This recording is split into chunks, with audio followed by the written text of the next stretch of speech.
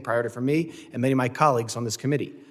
I'm proud to have worked in previous Congresses with Ranking Member Thompson on his legislation that would boost mental health and suicide prevention resources for DHS personnel, and I look forward to continuing that work with him now as chairman. But let us be clear. Law enforcement personnel are public servants, not public figures. When taking the oath, they did not seek celebrity. They stepped forward to safeguard our nation and uphold the laws enacted by this body. But that alone does not absolve them from facing any form of accountability. Public trust and public safety go hand in hand, and I look forward to hearing from our witnesses today about how they believe agencies can strike an appropriate balance between officer safety and law enforcement accountability. Our consequences firsthand. I hope their testimony that those who wear the badge are human beings. Country should never make them targets. This includes the local police who protect our communities around the country, as well as U.S. Capitol Police officers and D.C. Metro Police who keep us safe here every day as we work to represent our constituents. Officer Hodges, I acknowledge and appreciate the sacrifices you have made to keep us all safe. As I said then, and I believe now, violence against law enforcement is unacceptable and should always be condemned. We are and must remain a country of law and order. Today's hearing is not about silencing dissent or restricting free speech. It is about responsibility and recognizing that rhetoric has consequences and ensuring that our officers can perform their duties without fear. We are reminded the dangers they face each year when names of fallen heroes are added to the National Law Enforcement Officers Memorial here in Washington, D.C., which honors federal, state, local, and tribal officers who have made the ultimate sacrifice. These solemn moments and acts of remembrance reinforce the reality that each of these officers are human beings who leave behind families and loved ones. We must not become desensitized to this violence or willing to accept these dangerous trends as a new normal. To the brave men and women of law enforcement, you have our full respect and unwavering support. Thank you for your service. I now recognize the ranking member, the gentleman from Mississippi, Mr. Thompson, for his opening statement. Thank you so much, Mr. Chairman. Good morning, and I welcome also our witnesses to this hearing. I also want to welcome our newest Democratic member to the committee, Representative James Walkinshaw of Virginia's 11th District. Mr. Walkinshaw is serving on the committee's Cybersecurity and Border Security subcommittees, and we look forward to his contributions to the committee's work. With that said, Mr. Chairman, I want to begin by offering my condolences in the wake of the tragic shooting of Specialist Sarah Beckstrom and Staff Sergeant Andrew Wolf in the nation's capital last week. Our thoughts and the thoughts of all Americans continue to be with the families as they mourn Sarah's loss and pray for Andrew's recovery. Gun violence is a scourge of our country, and violence against troops and law enforcement officers is reprehensible. All Americans must condemn this violence, and the perpetrator must be held accountable. With that in mind, I appreciate Chairman Garbarino's holding today's hearing. Not only is this his first full committee hearing as chairman, but it's also the committee's first hearing in 4.5 months after the former chairman left Congress. Republicans shut down the government, and the Speaker sent the House home. It's past time for the committees to get back to work. It's my understanding that next week we will have Secretary Kristi Noem before us at our annual Worldwide Threat hearing, and that too is also long overdue. Never in the history of the committee has the Secretary of Homeland Security hidden from congressional oversight like she has, aided by a Republican majority that refuses to hold the Trump administration accountable. Secretary Noem has a lot to answer for, particularly about how she's using masked officers to terrorize communities, including American citizens, children, pregnant women, and seniors, putting law enforcement officers and the public at risk. We look forward to her appearance next week. As for today's hearing, I'm pleased that Republicans want to address violence against police officers, but quite frankly, I just can't get over their hypocrisy. Republicans have spent the last 5 years defending the armed mob that attacked police officers at the Capitol on January 6, 2021. They demanded pardons for the perpetrators and cheered when President Trump issued them. Republicans don't care that pardoning people who threaten and attack officers would encourage others to do the same. They did it anyway. Many Republicans voted to put this plaque, staff were displaying the poster, in the Capitol honoring the service and sacrifice of law enforcement on January 6th, but have since been silent on their leadership, still refusing to hang the plaque for fear of angering President Trump. Republicans care more about being in President Trump's good graces than they do about honoring officers who put their lives on the line to protect the Capitol on January 6th. Today, we're grateful to have one of those heroes, Officer Daniel Hodges, with us. His testimony to this committee and his prior testimony before the committee on January 6th attack, which I was honored to chair, is as insightful as it is powerful.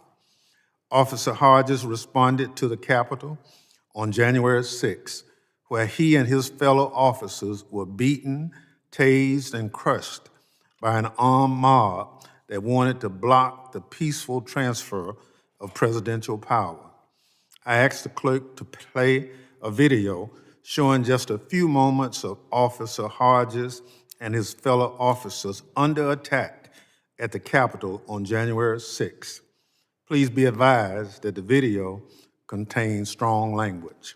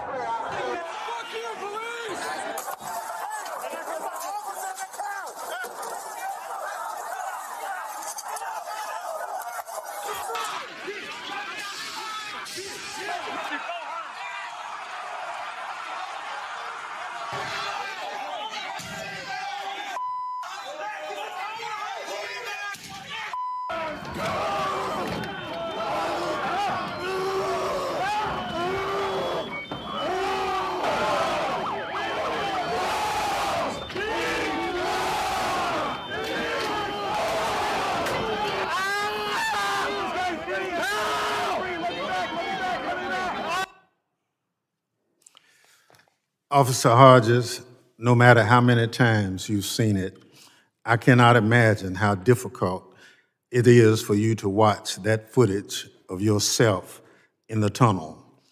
There are no words to adequately describe that awful day, and no way fully express our appreciation for what you and your fellow officers did to protect all of us who were gathered in the Capitol that day.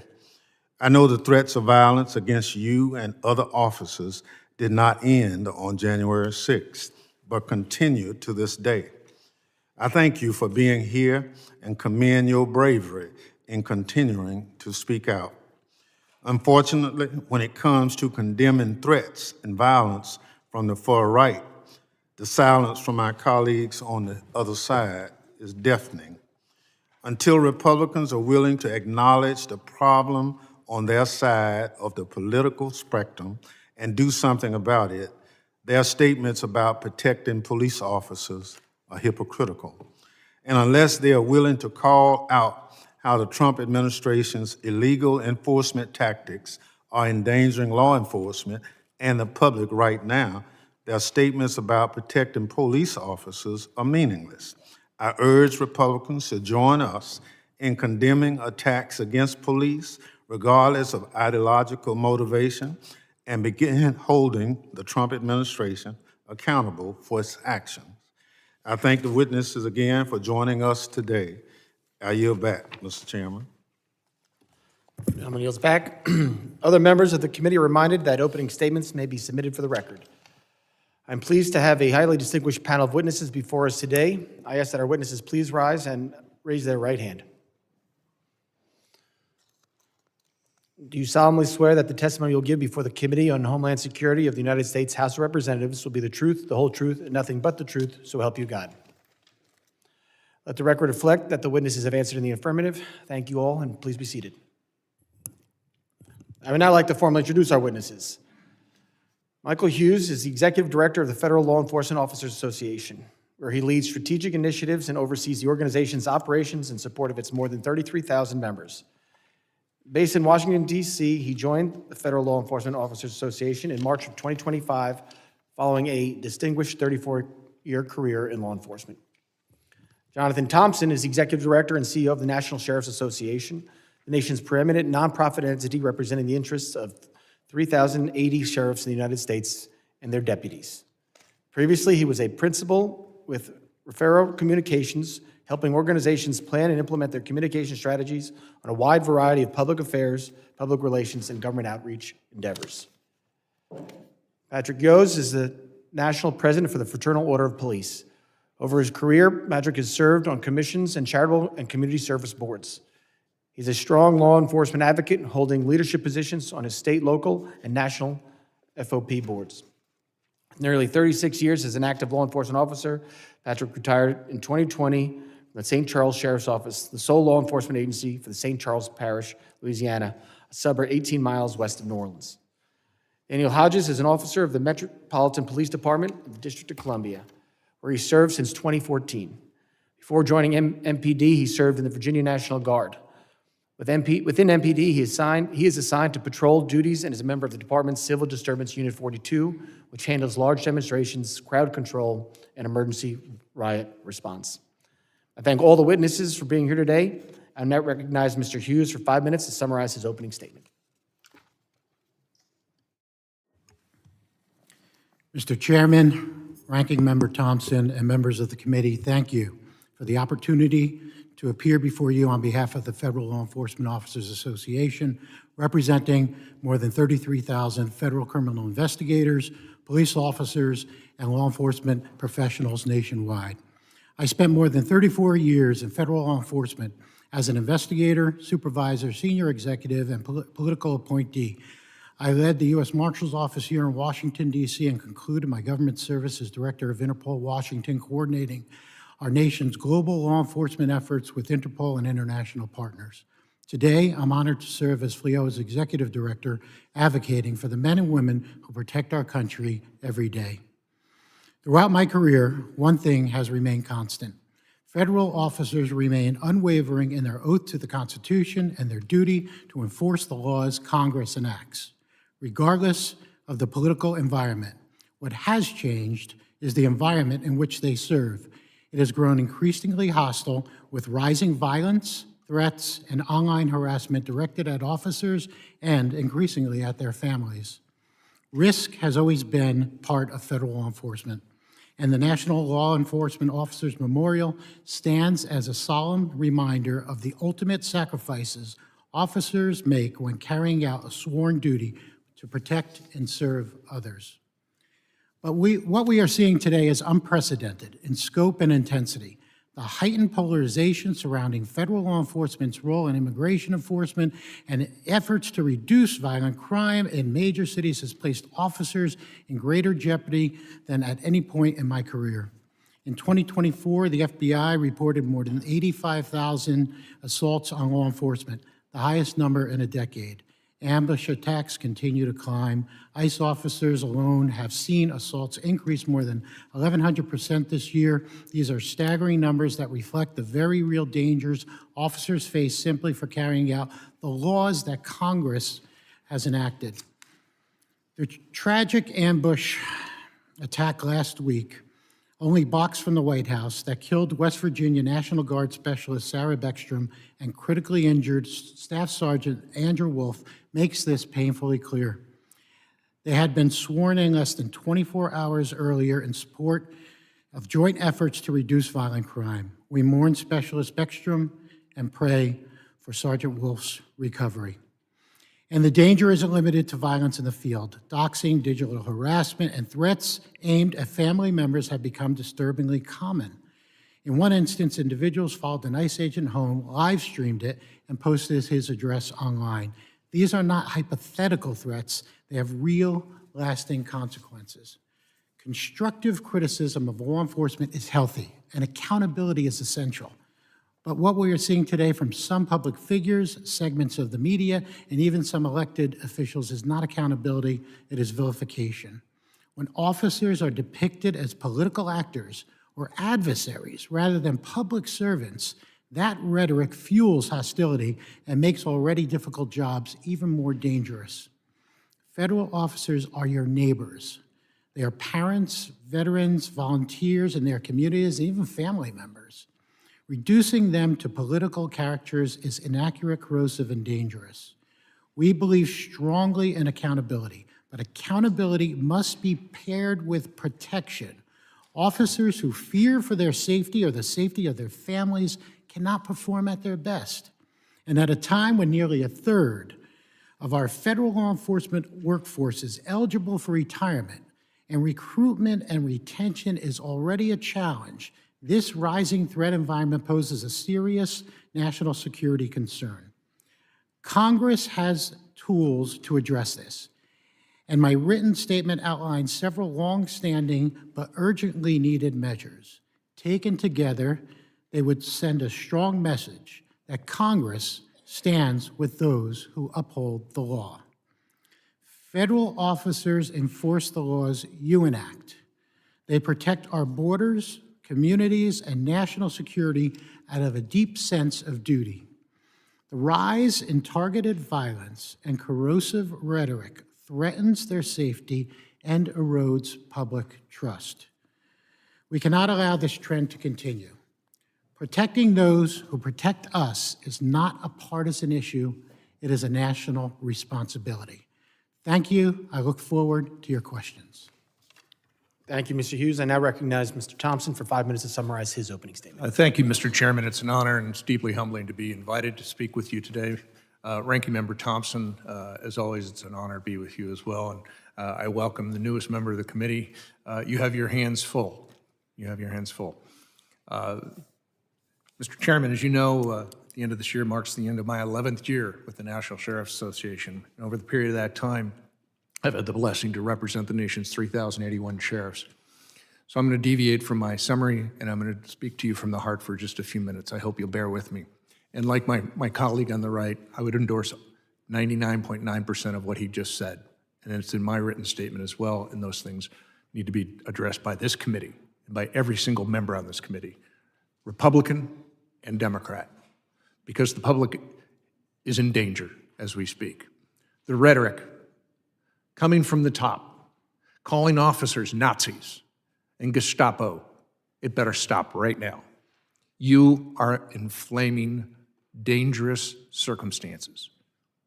You're attacking the people that wake up every single day to do one thing. They put on their uniforms.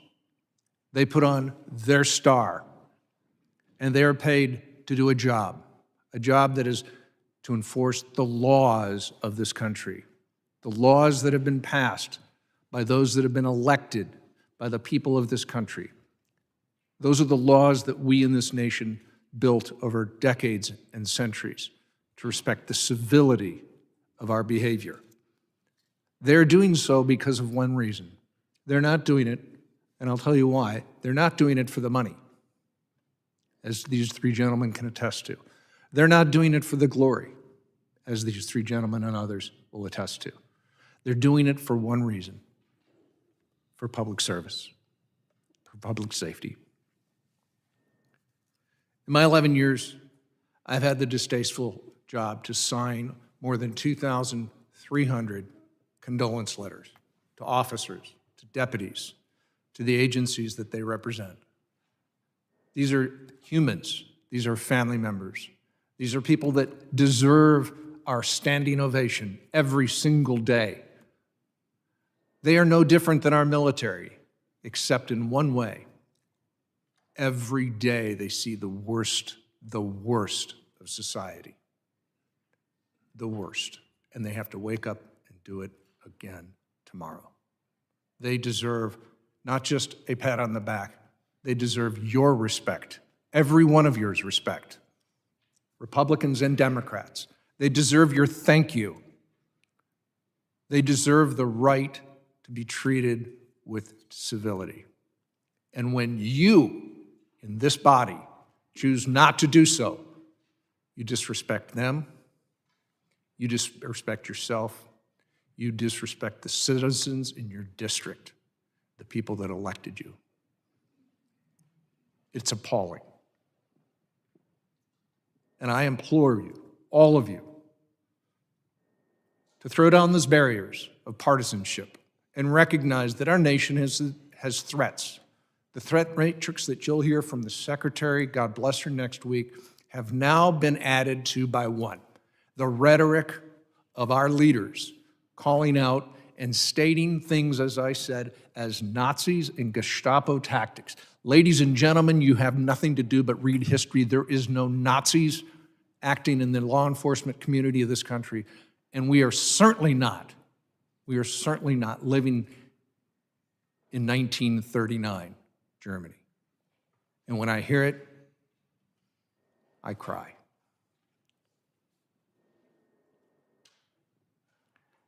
There is no greater honor for me to sit here before all of you and have an honest discussion about what good and what wrong may occur in law enforcement.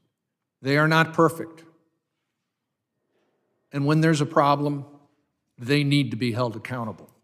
The leaders of our respective groups recognize and even acknowledge that. The will of the people changes in this country, and tactics to keep them safe change as well. I want to conclude with just a couple of comments. Dehumanizing rhetoric breeds violence. There is research on this. Professor Pape at the University of Chicago will release a study next week that shows exactly what I'm talking about. It doesn't motivate your base. It doesn't make more donors give you money. It creates lone wolves. It creates people like what we saw last week, whose name I won't even mention, who held a handgun to the head of that specialist. Shame, shame on using that rhetoric. Thank you, Mr. Chairman. Thank you, Mr. Thompson. I would now recognize Mr. Yoes for 5 minutes to summarize his opening statement. Chairman Garbarino, Ranking Member Thompson, and members of this committee, thank you for the opportunity to speak with you today on behalf of the 382,000 local, state, and federal members of the Fraternal Order of Police, our nation's oldest and largest law enforcement organization. I'm elated that you're having this hearing today, for it's long overdue. I want to thank each of you for the opportunity to talk about the Fraternal Order of Police's #1 legislative priority. Our nation is facing an epidemic of targeted violence against law enforcement officers, an epidemic supported by real data that cannot be ignored.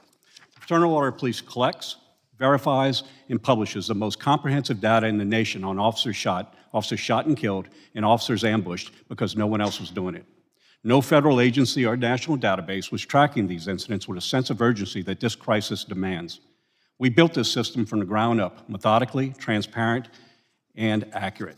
In 2019, we formalized our partnership with the COPS Office through a federal grant, allowing us to expand our work. Today, we provide monthly reports to the COPS Office, policymakers, the media, and the public. And the COPS Office publishes a national report every spring based on Fraternal Order Police collected data. And the truth is undeniable. Last year, there were 342 officers that were shot in the line of duty, and 50 were killed. There were 62 ambush-style attacks and 79 officers shot, 18 of which were killed. As of November 30th of this year, 314 officers have been shot and 43 killed. There have been 62 ambush attacks, resulting in 21 deaths. In fact, since we started collecting this data comprehensively in 2018, a little less than 7 years ago, 2,553 officers have been shot, 415 have been killed. In the past 5 years, there have been 620 officers shot and 483 separate ambush attacks, killing 135 officers. These are not selective numbers. They are real, verified incidents. These numbers have no bias. They have no agenda. They are just real. And they reveal an unmistakable trend.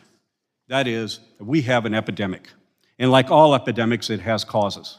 The FBI's assailant study found that nearly 1/3 of cop killers self-identified as being motivated by the narrative that portrays law enforcement as the villain. That narrative, used for political gain, is amplified across social media platforms and other means, and it all too often goes unchallenged. And it's not harmless rhetoric, it is fuel. We have seen this fuel ignite in cities and towns, large and small, all across America. Officers have been murdered while eating lunch, sitting in patrol cars, driving home to their families at the end of their shift. In fact, according to a 2017 report from the COPS office, more than 1/2 of the ambush officers killed weren't even on a call. They were targeted because they were wearing a badge. Just last week, not far from where we sit today, that epidemic added 2 more victims when 2 National Guardsmen fulfilling the law enforcement role were targeted and brutally attacked simply because of the uniform they wore. This violence is not hypothetical, is not isolated, and it's certainly not slowing down. It's not about tactics, it's not about policy debate, it's about hatred, stoked, spread, and normalized until someone acts on it. The Protect and Serve Act would provide the Department of Justice with a means to prosecute these targeted attacks. In 2018, the House Judiciary Committee unanimously cleared this act and advanced it to the House floor, where it would overwhelmingly pass in a bipartisan vote of 382 to 35. It failed to become law in that session of Congress when the Senate chose not to consider it. And today, even with ambush attacks continuing to rise, the House Judiciary Committee will not move this act forward. When someone calls 911, we answer. We always answer. Well, we're the ones that are calling now. We're calling on Congress. We're pleading with Congress, and we ask you to answer that call. Stand up against the rhetoric that fuels the violence against law enforcement officers. Acknowledge this epidemic for what it is, a stain on the very fabric of society. Send a strong message to America's law enforcement professionals. Let them know that you recognize this violence towards them and you're committed to end this lethal trend. Let America's peace officers know that you appreciate the job that they do and you've got their backs. And it's time to send a strong message to anyone that would target law enforcement officers. Let them know, let these criminals know that the attacks on a law enforcement officer is an attack on a community, and it will be met with real consequences of their violent actions. This epidemic is real, it's based on undeniable quantitative data, and it's growing, and it demands immediate action, not after the next tragedy, but right now. I thank you for the opportunity to speak with you today, and I'd be pleased to answer any questions you may have. Thank you. Thank you, Mr. Yoes. I now recognize Mr. Hodges for 5 minutes to summarize his opening statement. Good morning. I was invited today to speak in my personal capacity, I suspect because Ranking Member Thompson is familiar with my history, as I've been on the receiving ends of threats and violence due to the work I've done in the name of the law. I experienced intense violence during the insurrection of January 6th, and because I had the temerity to describe it publicly, threats against my life, bomb threats at events I attend, people trying to find out where I live, whether I have a wife or children they can use against me. I have a feeling I will be asked about how the lionization of the insurrectionists only enhanced their zealotry, about how the mass pardoning of every criminal who assaulted my colleagues and I encourages further lawlessness and violence, about how in the intervening years many pardoned insurrectionists have been rearrested for crimes such as reckless homicide, child sexual assault, threats to blow up government buildings, and a kill list of FBI agents. These are all salient points, and I'm happy to address them. However, the tenor of the press release announced this hearing made it sound like certain participants were going to spend a few hours scratching their heads and pretending not to understand why threats against law enforcement have risen so sharply this year, and I cannot abide such a farce. Law enforcement is predicated on the notion that we are a nation of laws, that anyone who is detained by law enforcement officials will be afforded all the rights and protections that are guaranteed to them by the Constitution. It is this exemplary standard of civil society that compels individuals to cooperate when faced with arrest. Flawed as it is, our justice system aspires to and works toward the goal of truth and equal protection under the law. Unfortunately, this year, broad swaths of federal law enforcement have proven that this is no longer the case. Perjury and contempt of court used to be prohibitive of work in law enforcement, but now it appears to be a prerequisite of leadership. Kash Patel, the director of the FBI, had already been found not credible as a witness in the court of law prior to his appointment, and Greg Bavino, the so-called commander-at-large of Border Control, was found to have lied while under oath in order to justify his use of force against Americans. Even the Secretary of Homeland Security, Kristi Noem, intentionally defied a judge's order to halt the trafficking of prisoners to foreign countries and then bragged about it on national television. I should add here that one of the hallmarks of secret police forces throughout history is operating outside the law, using violence and intimidation to achieve their objectives. Every day I wake up and I'm confronted with more heinous acts by some federal law enforcement, pointing their lethal weapons at protesters and journalists, needlessly assaulting citizens on their own property, threatening to shoot and arrest EMTs for doing their job, holding children hostage to coerce their parents out of their house. One shot a woman who committed no crime several times and bragged about it, saying he fired 5 rounds and she had 7 holes. Many of these absolute embarrassments to the badge keep their face obscured to try and evade any possibility of accountability, and their leadership condones it. If the inhabitants of our country can no longer believe in the rule of law, then they can no longer believe in law enforcement. If they believe they will be denied their basic rights, what motivation do they have to cooperate with investigations, to support law enforcement as an institution? The fact of the matter is that right now, in the United States of America, there is a semi-secret police force abducting people based on the color of their skin and sending many of them via state-sponsored human trafficking to extraterritorial concentration camps.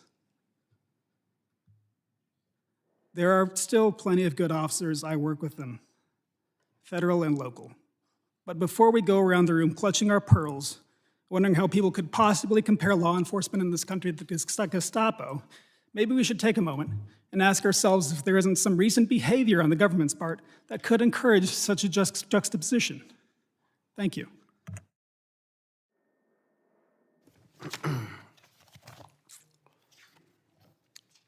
Thank you very much.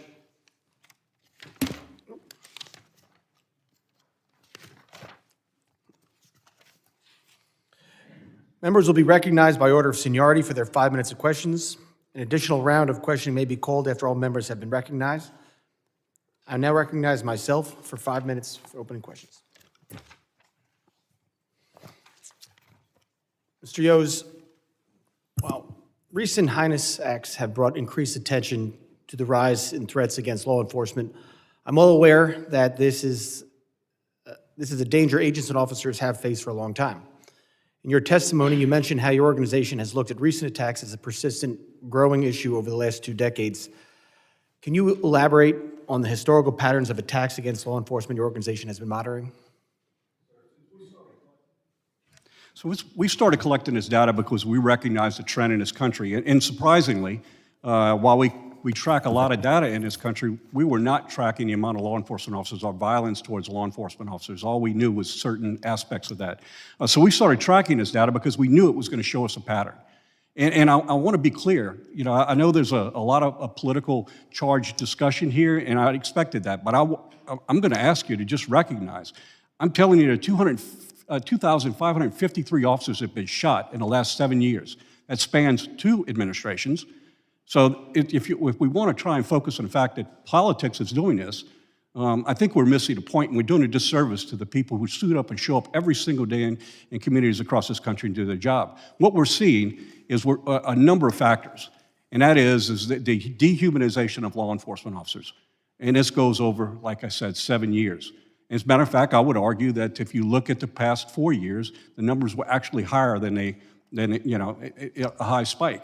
Not that they were low numbers to start with. So the challenges are much greater, much greater. It has to do with unchecked comments made to dehumanize law enforcement officers that are causing people to act on what they feel is a community built around their own belief system. I can't agree with you more. I think these political attacks amongst political opponents are putting actual targets on the law enforcement men and women's backs instead of their opponents, and I think we need to recognize that's been happening for the last, as you said, 7 years. I will tell you that my members are both Democrat and Republican, and we're all having the same problem. As these targeted threats against officers and their families continue to escalate, what measures do you believe law enforcement agencies should prioritize to keep personnel safe on and off duty? Well, so it's a pretty big question. It could take a while to answer. I'm going to start off in the context of what we have here. I think the first thing we need to do is we need to turn on a rhetoric. We all need to recognize that we all play a part in this. This is on both sides. We need to recognize that there's a real crisis here, and it really is upsetting that this is the first hearing we haven't on this in quite some time. But they have quantitative data to show there's a real problem. I'll make a comparison. You know, Congress's responsibility is a lot of things. One of them is to make sure that Americans working in their jobs can do so under safe environments. And I'll give you an example. If there were a cave-in at a coal mine, we would have hearings on the safety of that coal mine, and so you should. What about the 2,533 officers that are shot over 7 years? What more quantitative data do we need? So the first thing we need to do is we all need to turn down a rhetoric, and we need to focus that there is, in fact, a real problem, and stop trying to paint it as one person's problem as opposed to the others, because it is all of our responsibilities to find a solution to it. Turn down a rhetoric. Turn down a rhetoric. Stop dehumanizing law enforcement and recognize that words have consequences. And for people who believe it, they act on those. That would be number one. The second would be pass the Protect and Serve Act. Give the federal government the opportunity, the Department of Justice, to step in under certain circumstances in order to be able to protect the interests of law enforcement officers and their communities with the increase in violence we're seeing. Thank you. Mr. Hughes, ICE enforcement officers and other federal law enforcement partners are working to ensure our nation's laws are being followed. Fortunately, rising anti-police sentiment has compromised officer and agent safety. Can you talk about the impact on federal law enforcement when such strong opposition is encouraged and directed towards officers who are simply enforcing the law? Thank you, Mr. Chairman. And just want to say thank you for all your efforts in enhancing the protection of law enforcement officers, state, local, federal. Particularly grateful for all your work and leadership in 9/11 health issues and aiding the responders through the World Trade Center health program, which I was there as well. So appreciate all the efforts from you and all the members of the committee. Law enforcement, the anti-law enforcement sentiment that is being displayed is very real. It's very impactful. It's impactful on recruitment, retention. It's impactful upon how people do, law enforcement officers do their work. And it's a matter of we need to be working together. Everyone up here, all the witnesses has made the comment about both sides working together. I think this is a common issue that we could all be working together on in decreasing the rhetoric on what is happening and protect our officers. Look at ways to protect the officers. It is widespread. We need to make sure we are working together and looking at ways that we could enhance through enhancing laws or coming up with new bills, which is being done. But again, coming together and working together to have this done. Thank you very much. And we're going to do our best because I think there's going to be a lot of participation today. And I know we ran over a little on the 5 minutes there, but we're going to do our best to stick to 5 minutes for everybody so everybody has time to speak today. I now recognize the ranking member for 5 minutes of questions. Thank you, Mr. Chairman. I don't think any of us here denigrate any law enforcement officer. You put your life on the line every day. But in every occupation, there are standards that you have to adhere to. And you follow them, fine. If you don't, the system addresses whatever that fault is. But I think part of what a lot of us are concerned about is, for instance, Officer Hodges, you recently wrote about the dangers of sending federal law enforcement into American communities wearing masks to hide their identity, wearing no insignia, badges, or name tapes, and driving unmarked cars. You pointed out that the public and other law enforcement officers have no way of knowing that these mystery agents are legally sworn law enforcement officers. Can you please elaborate on why this practice is so dangerous to the public as well as to federal law enforcement officers? Certainly. I think it's obvious that if masked, armed individuals hop out of a nondescript vehicle and attempt to force someone against their will into the vehicle, that looks to anyone like a kidnapping.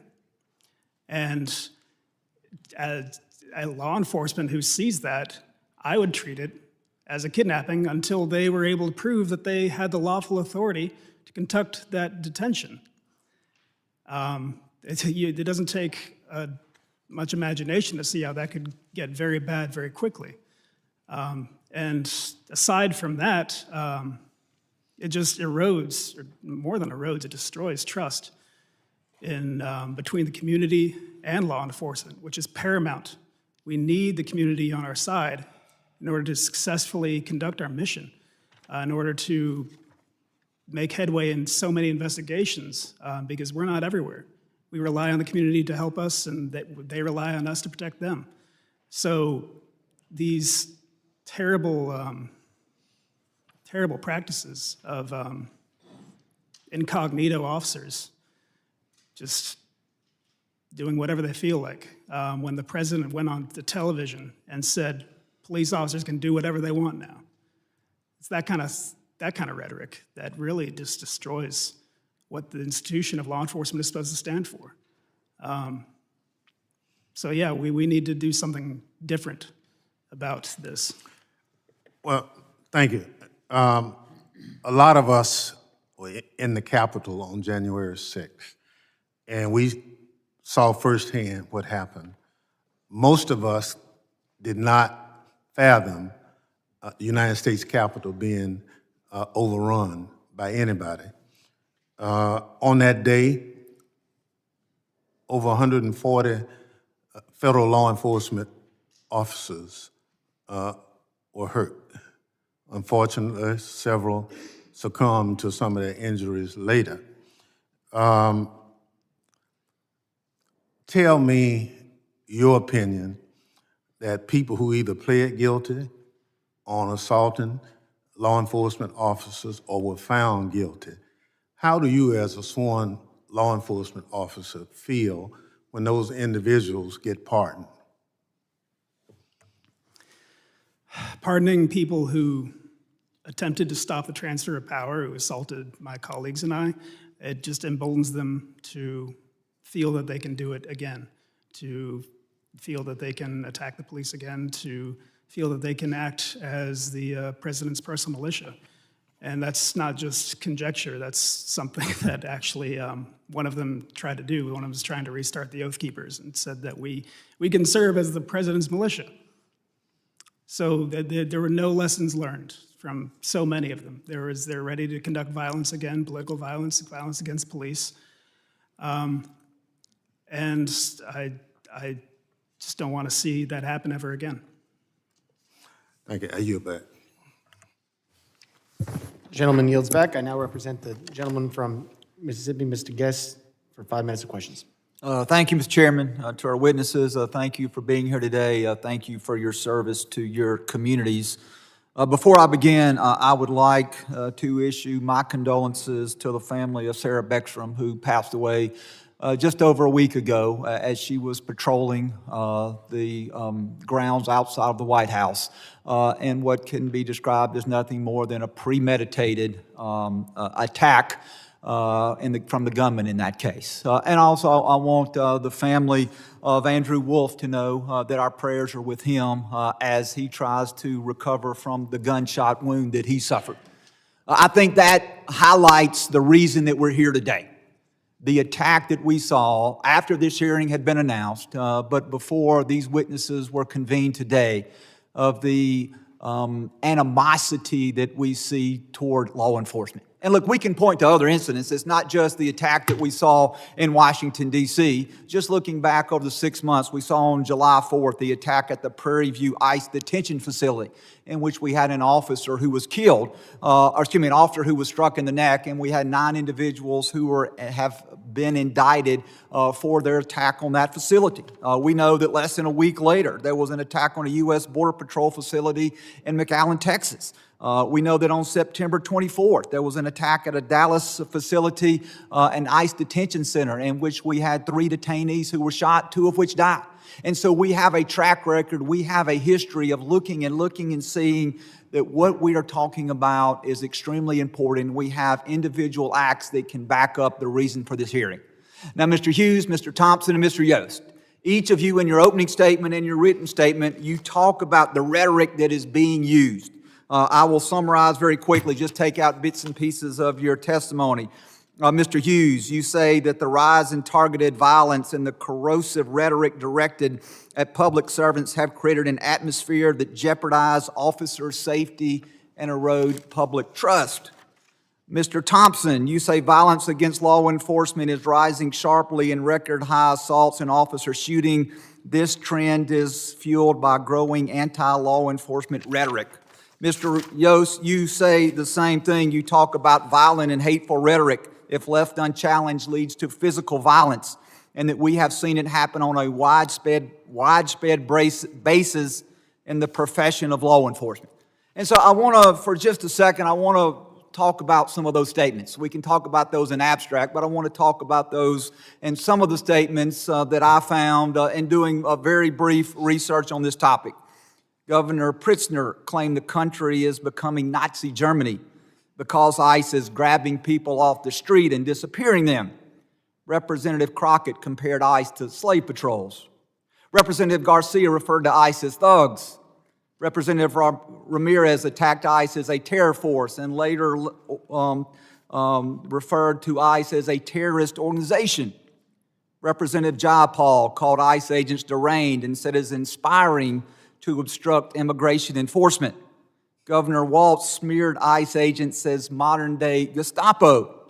Chicago Mayor Johnson accused secret police of terrorizing our community.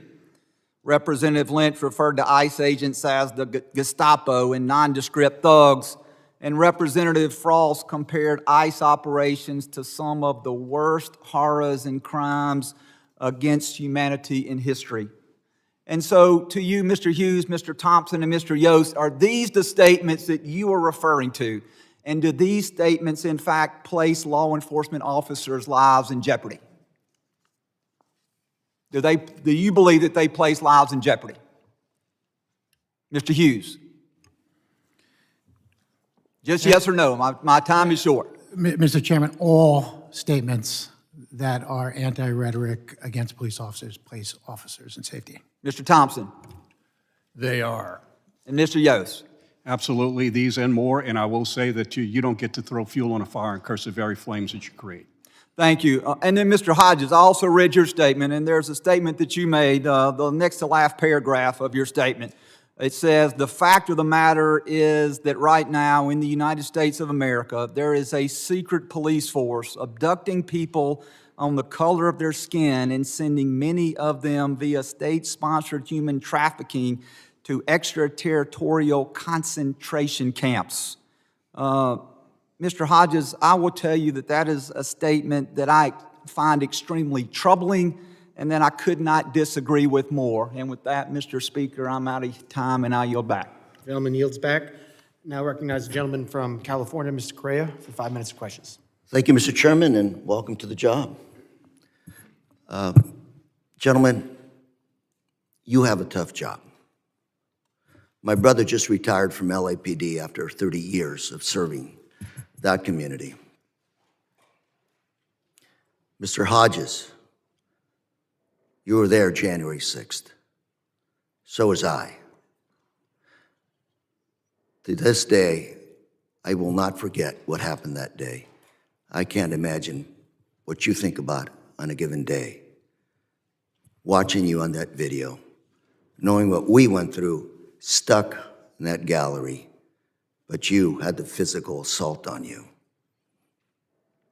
To the families of Sarah Backstrom and Sergeant Wilk, my prayers are with you, with your families. Difficult times. We pray for you. Gentlemen, you don't have a tough job. We have a tough job to bring back trust in public safety. It's not us versus them. You defend our community, the thin blue line that's there to protect us. Earlier, we talked about the situations I've had back home. Got to make it work again. Back home, we've spent decades trying to bring trust between our communities and public safety, and it actually worked. Let me tell you what's going on right now. Videos on social media, people forced into unmarked cars, agents wearing plain clothes, masks, don't identify themselves. Some of those people that have been apprehended are U.S. citizens. I know. I've talked to them. What's the message that's being sent to our communities, to my community, to my children? Their uncle is a police officer. What do I tell my children? And just to tell you that I'm not being overdramatic, here's an FBI memo recently issued by the FBI urging ICE agents to identify themselves after a string of impersonators committing crimes.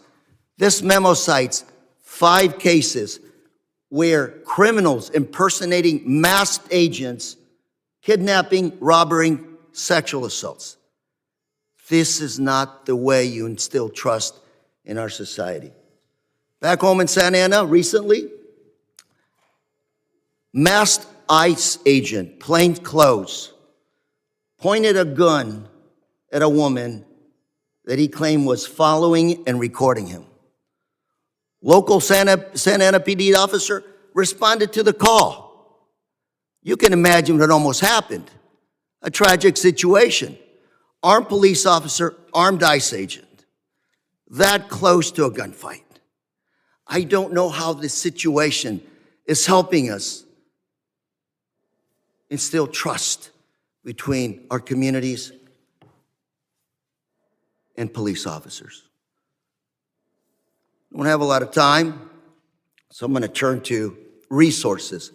We all talk about making sure you have the resources to protect their communities and make sure you're safe. I have a memo here from my sheriff, Don Barnes, who has been here as a witness, the Republican side. One of the biggest issues he talks about, resources. Fiscal year 2026 budget. Resources that you've asked for. $1 billion in cuts to 40 Department of Justice grant programs. $545 billion in cuts to the FBI. $500 billion cuts to cybersecurity and infrastructure. Another $200 million DEA cuts. Billions of dollars of FEMA funding froze for counterterrorism grants to state locals. Sheriff Barnes tells me the changing environment, the changing threat environment to public safety, and I say to our constituents, demands that we have the resources and we coordinate. Here we're talking us versus them. But when we start cutting resources back from the local public safety officers, trying to coordinate with the feds, I can't imagine how this is good public policy when it comes to protecting our public safety. Mr. Thompson, my last 7 seconds, go ahead. Mr. Carrera, thank you. And I echo those concerns about resources. We're facing a crisis of recruitment and retention. You can ask any of the gentlemen on my left or my right. It's in every agency across this country. But let's look at what's driving that. It's the rhetoric. No two ways about it. Our research, we just did a national survey on this. The research is clear. We all have to stop using that type of language. I was asked to come today. And Mr. Thompson, I'm going to have to just to keep on time. I'm going to go to the next one, but hopefully you can. Mr. Chairman, I just want to submit 2 articles for the record here. The one from the FBI saying no more masked agents to ICE, and the other one from Orange County Sheriff Don Barnes. That objection. We'll talk later, sir. Gentleman yields back. I now recognize the gentleman from Oklahoma, Mr. Keene, for 5 minutes of questions. Thank you, Mr. Chairman. To you and your staff, I think this is a really important topic. And, when you're utilizing the stats that talk about the thousands of ambush-style attacks over the last many years targeting law enforcement, it's such a dangerous environment. And it's our culture. For those, people are going to be offended when I say this, but hopefully they'll understand how far the pendulum is swinging.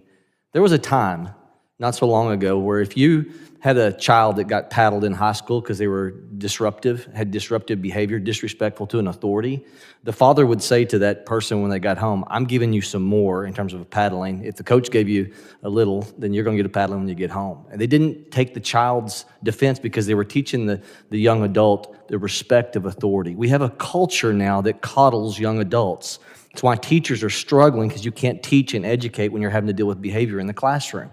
So we have to have a cultural reform on this, where parents go back to a place where some, for trying to raise their children and operate in more grace, the pendulum has swung way too far, and the respect of authority has been lost at the younger generations, and it is paying dividends in what is being experienced in law enforcement.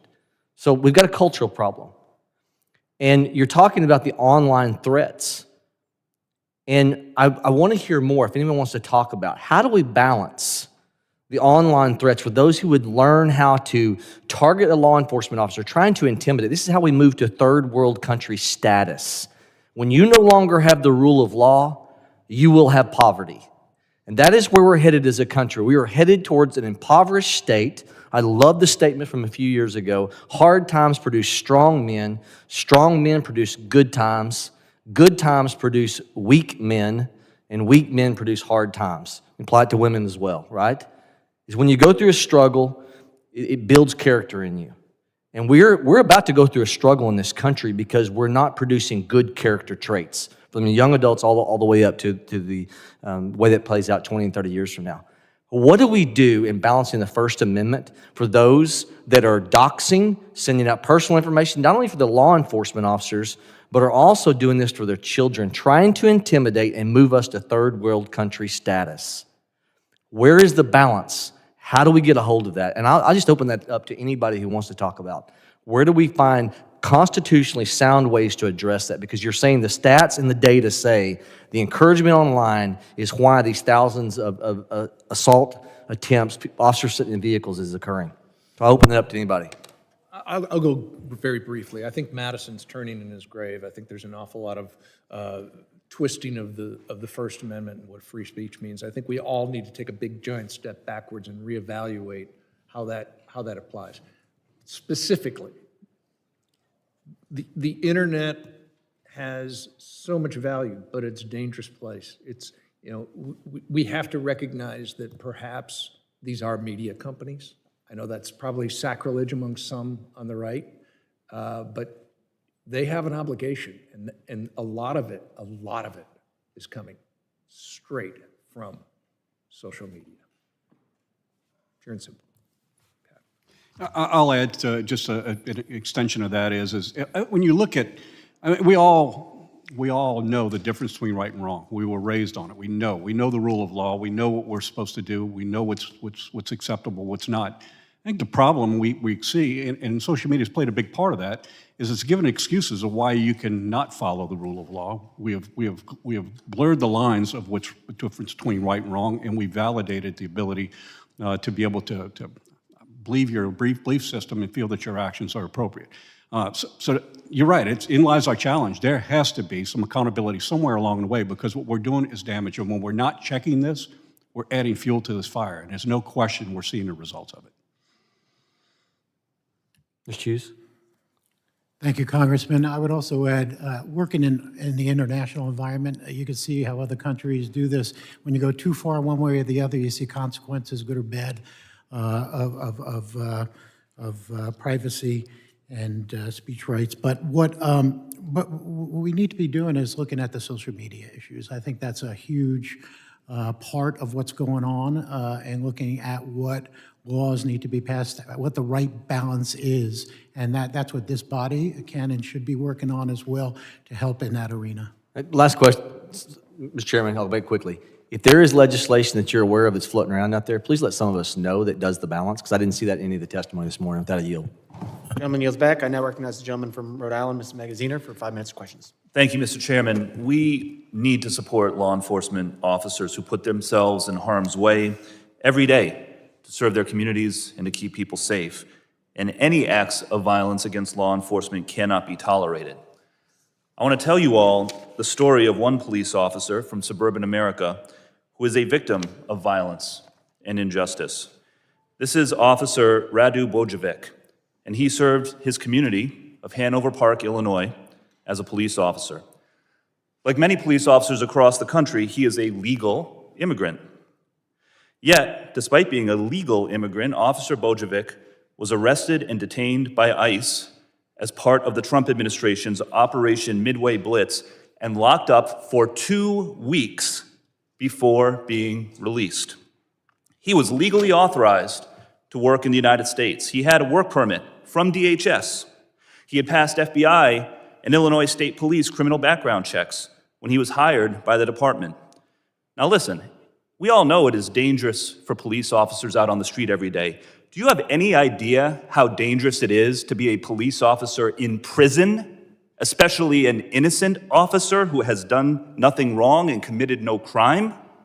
But this is what you get under the Trump administration: chaos, cruelty, innocent people being locked up just to meet Stephen Miller's arbitrary quotas.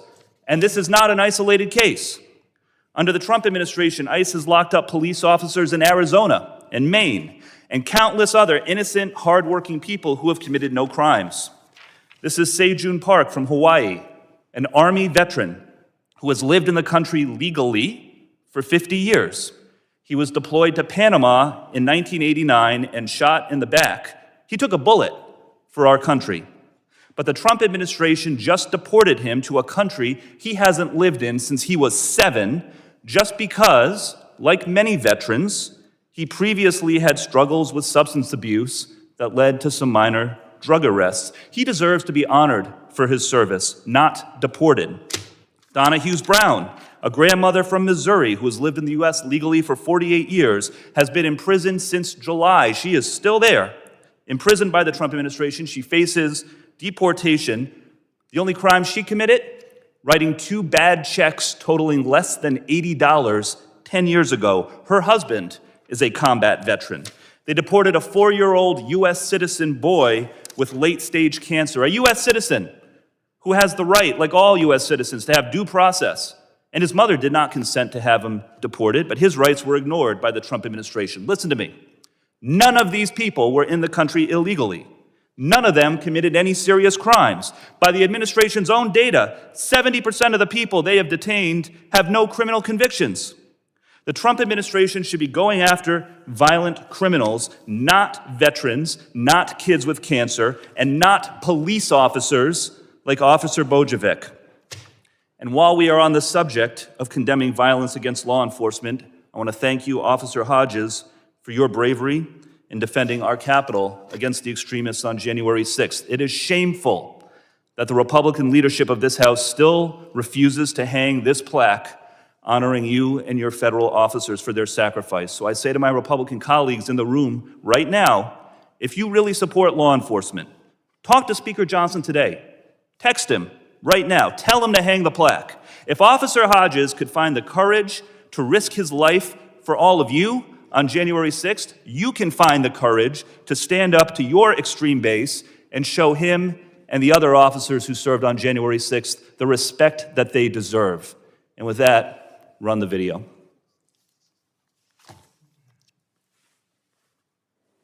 Multiple capital injury. Multiple capital injury. If I give this up, they're going to have to run next year. At least this capital we can defend. We got to hold what we have.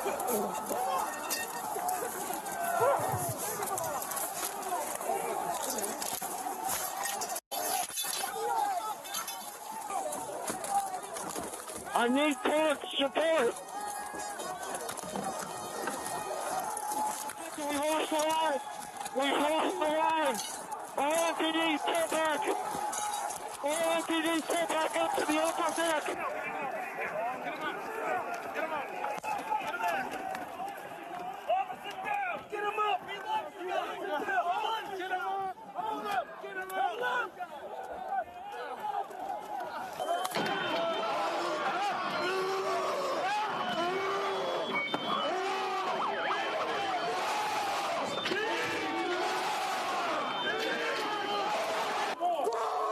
All right, let me out! Come out here! Gentleman's time has expired. And I recognize the gentleman from Texas, Mr. Pfluger, for 5 minutes of questions. Thank you, Mr. Chairman, and thank you for holding this very important hearing. I want you all to know, and please pass this along to all the people that you represent in law enforcement, that we support you, that we believe in you, that we need you, that this is not just something that is lip service, but it's actual, it's an actual heartfelt statement. And I think we've proven that, at least on this side of the aisle, time and again, with legislation that backs that up. The soon-to-be mayor of the city with the largest police department in America, New York City, the socialist mayor-elect Zoran Mandani, has appointed Alex Vital, a vocal police abolition advocate, to his so-called Community Safety Transition Committee. Vital's book, The End of Policing, argues that traditional policing and law enforcement institutions are fundamentally irredeemable and should be dismantled rather than be reformed. Yet another example how the radical left seeks to undermine our institutions in the name of a dystopian ideological experiment. To Mr. Thompson, in jurisdictions that are led by elected officials with anti-police agendas, where local governments have undermined policing capacity and allowed crime and violence against officers to rise, do you believe that the Trump administration is taking the right approach by deploying federal law enforcement resources to stabilize these areas? I do. I believe it's long overdue. I think it's not perfect by any shape of the imagination, sir. And I have read that book, by the way, and I had to put it down after 3/4 of the way. I couldn't finish reading it. It just incensed me. But back to the point. We hear these stories of the failures in law enforcement, and they are minuscule. Last year, there were 250,000 deaths from medical malpractice. I don't hear anybody calling for the elimination of doctors in medicine for medical malpractice. Maybe somebody could show me what's being done on an equal level to that attack. 250,000. And we need doctors. We need nurses. But we also need civility, and the rule of law has long been the backbone of this country. And it has to be civil, and it has to be fair and transparent, and it has to be sought after for perfection. To quote Lombardi, you seek perfection in the hopes that you'll get to excellence. Mistakes? Absolutely. When they break the law, let the Justice Department, let your local DA come in and take action. Well, that's been a problem as well, that many local DAs fail to prosecute violent crimes. They do. Which is why we see a rise in violent crime in many cities that are run by elected officials like this. Mr. Hughes, what's the feeling when you hear elected officials and other people talk about doxing law enforcement, or actually doxing law enforcement, or giving their position away? What's the feeling there? Well, doxing, as we know, has become a huge problem, and is one of the reasons that the face coverings are being used now. It really has opened up a lot of law enforcement and their families to threats, and that is a problem. Think about yourself. If me being a law enforcement officer, if you were a law enforcement officer, or had a child or a spouse who was in law enforcement, and that was going on, that would incense anybody, I think. And would make you think twice about the face coverings as well, as if you had a different opinion, because that could protect it as well with the doxing. Can you give us the operational reasons that the face coverings are used in addition to the prevention of doxing for their safety or their personal safety of their families? Well, besides doxing, we used face coverings just for operational purposes, especially when we did execution of warrants and things like that for protection. So that's outside, that would be in a particular operational setting. Tactics, techniques, and procedures that are designed to keep the officers safe. Yes. It's just disgusting to see the destruction and the complete pushback on the rule of law. And, whether it's violence that's perpetrated against law enforcement, those that are wearing the uniforms, whether it's doxing, whether it's colleagues who say you don't have to follow orders, you don't have to follow orders of the commander-in-chief. It's a really sad situation that we find ourselves in. We thank you for the work that you do. We thank those that wear the uniform that serve in these dangerous situations, and I yield back.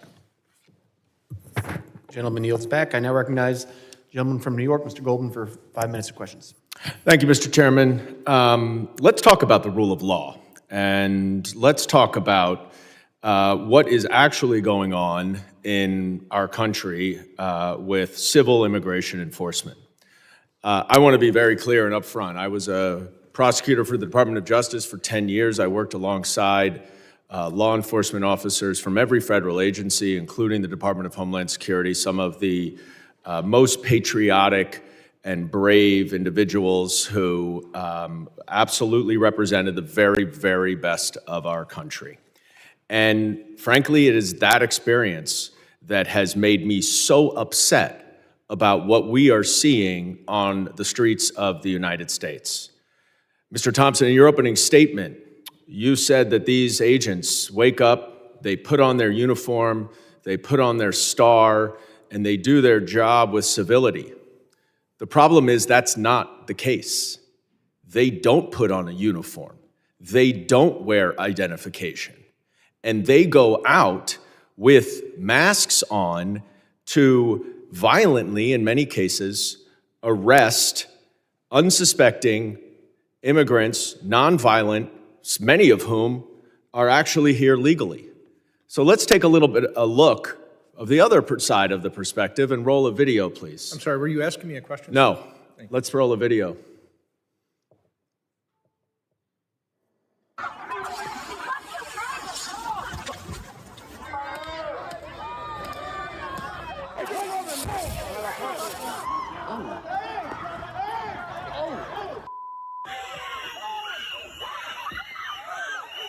Striking anyone in their sights, including members of the media, repeatedly.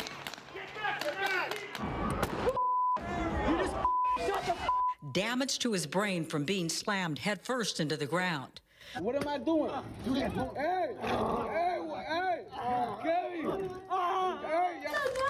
I'm yours. Come on, man. Come on.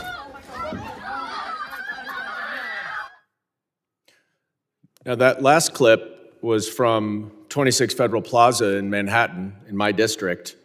The individual, the officer, was immediately suspended when the Department of Homeland Security said that conduct is unacceptable and not representative of ICE. 3 days later, he was reinstated. I referred that case to the United States Attorney's Office, because if we are talking about prosecuting assaults, that's one that seems like it might be prosecuted. We've gotten no word. And the reason why this is dangerous is that force is obviously unnecessary. There are no people, no women, no old men, no pellet guns necessary in what we saw on those videos. There are circumstances, and let's be very clear, where protesters or others are acting violently, breaking the law. They should be charged. But that does not mean that it gives ICE a license to use excessive force whenever they want. And the problem with these masked, unidentified, plainclothes officers is not just something that you hear from this side of the aisle. It is not something at all you hear from that side of the aisle.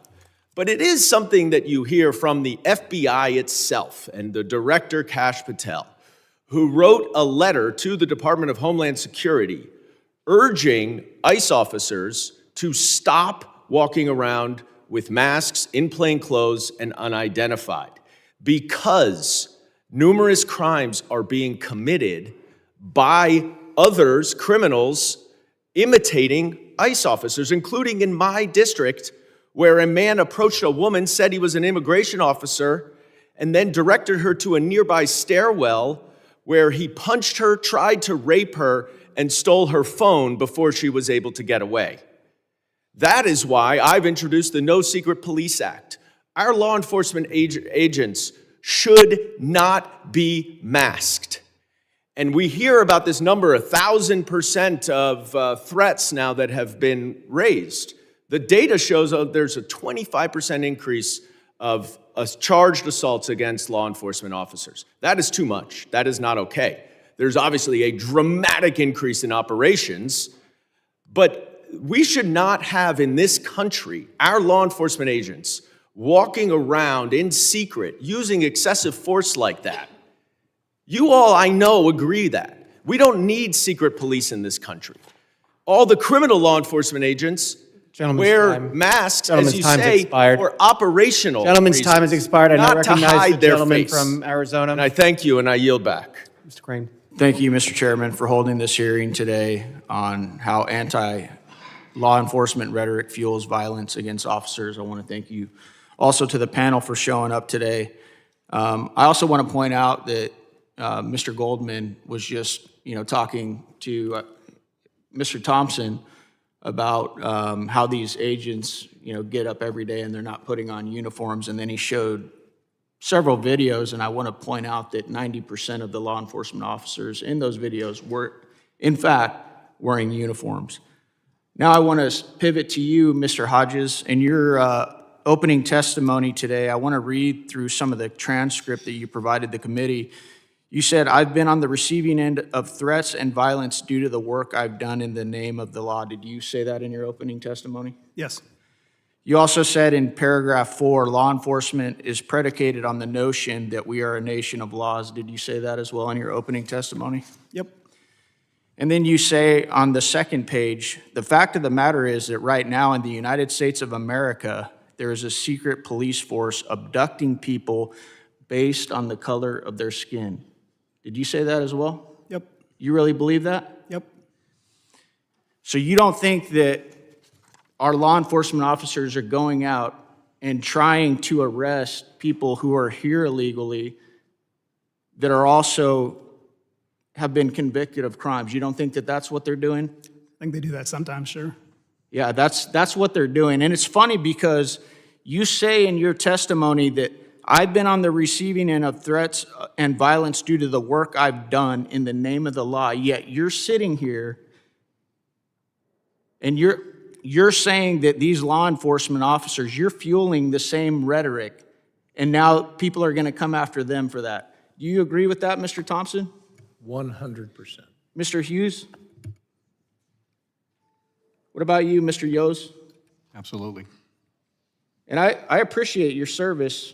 I do. I know it's not easy to put on a badge, but I can't believe you would sit here and say that. You would complain about the treatment that you've received because of the work that you've done in the name of the law, and then you have the audacity to come in here and say that these men and women, federal law enforcement officers, are going out there abducting people because of the color of their skin? Yes. Yeah, that's rich, and it's pathetic, and you should be ashamed of yourself. It's funny because I got a buddy of mine who doesn't have the same color of skin that I have, who's texting me right now during this hearing, watching you. Guy worked in the Border Patrol for a long time, and he told me, he texted me, that's a slap in the face to all of us who go out there and fight against cartels and criminals each and every day. You're trying to make it about color of skin, and we all know at the end of the day, there are so many law enforcement officers, great law enforcement officers that represent all of our communities that have every color of skin out there. They pray to different gods, and they're just trying to do their job. Do you find that ironic that you're actually doing the same thing that you're complaining about in your opening statement? Is that lost on you, Mr. Hodges? I don't understand the question. Yeah, I figured you wouldn't. Immigration and Nationality Act. The Immigration and Nationality Act, INA, gives the Department of Homeland Security, DHS, broad authority over immigration enforcement, detention, and removal. DHS agencies like ICE, CBP, USCIS exercise powers delegated under the INA, including arresting, detaining, interrogating, and removing non-citizens who are in violation of immigration laws. That's exactly what they're doing. They're actually carrying out the laws that we pass in this country. That's pathetic, man. I want to play a video. You guys got my video? Anybody? All right.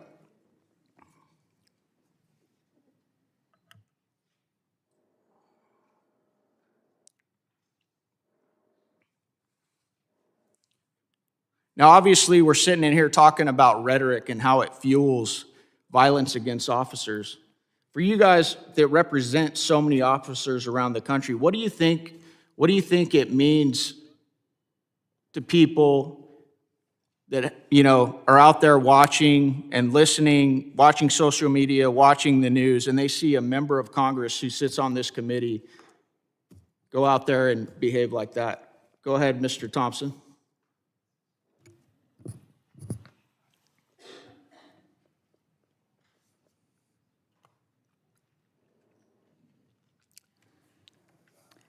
I'm appalled. I'm disappointed. I believe it's beneath the dignity of this body, this committee, and membership to it. And quite honestly, I find it reprehensible, and it's obviously dangerous. Thank you. I yield back. Gentleman yields back. I now recognize the gentlelady from Illinois, Ms. Ramirez, for 5 minutes of questions. Thank you. Thank you, Chairman.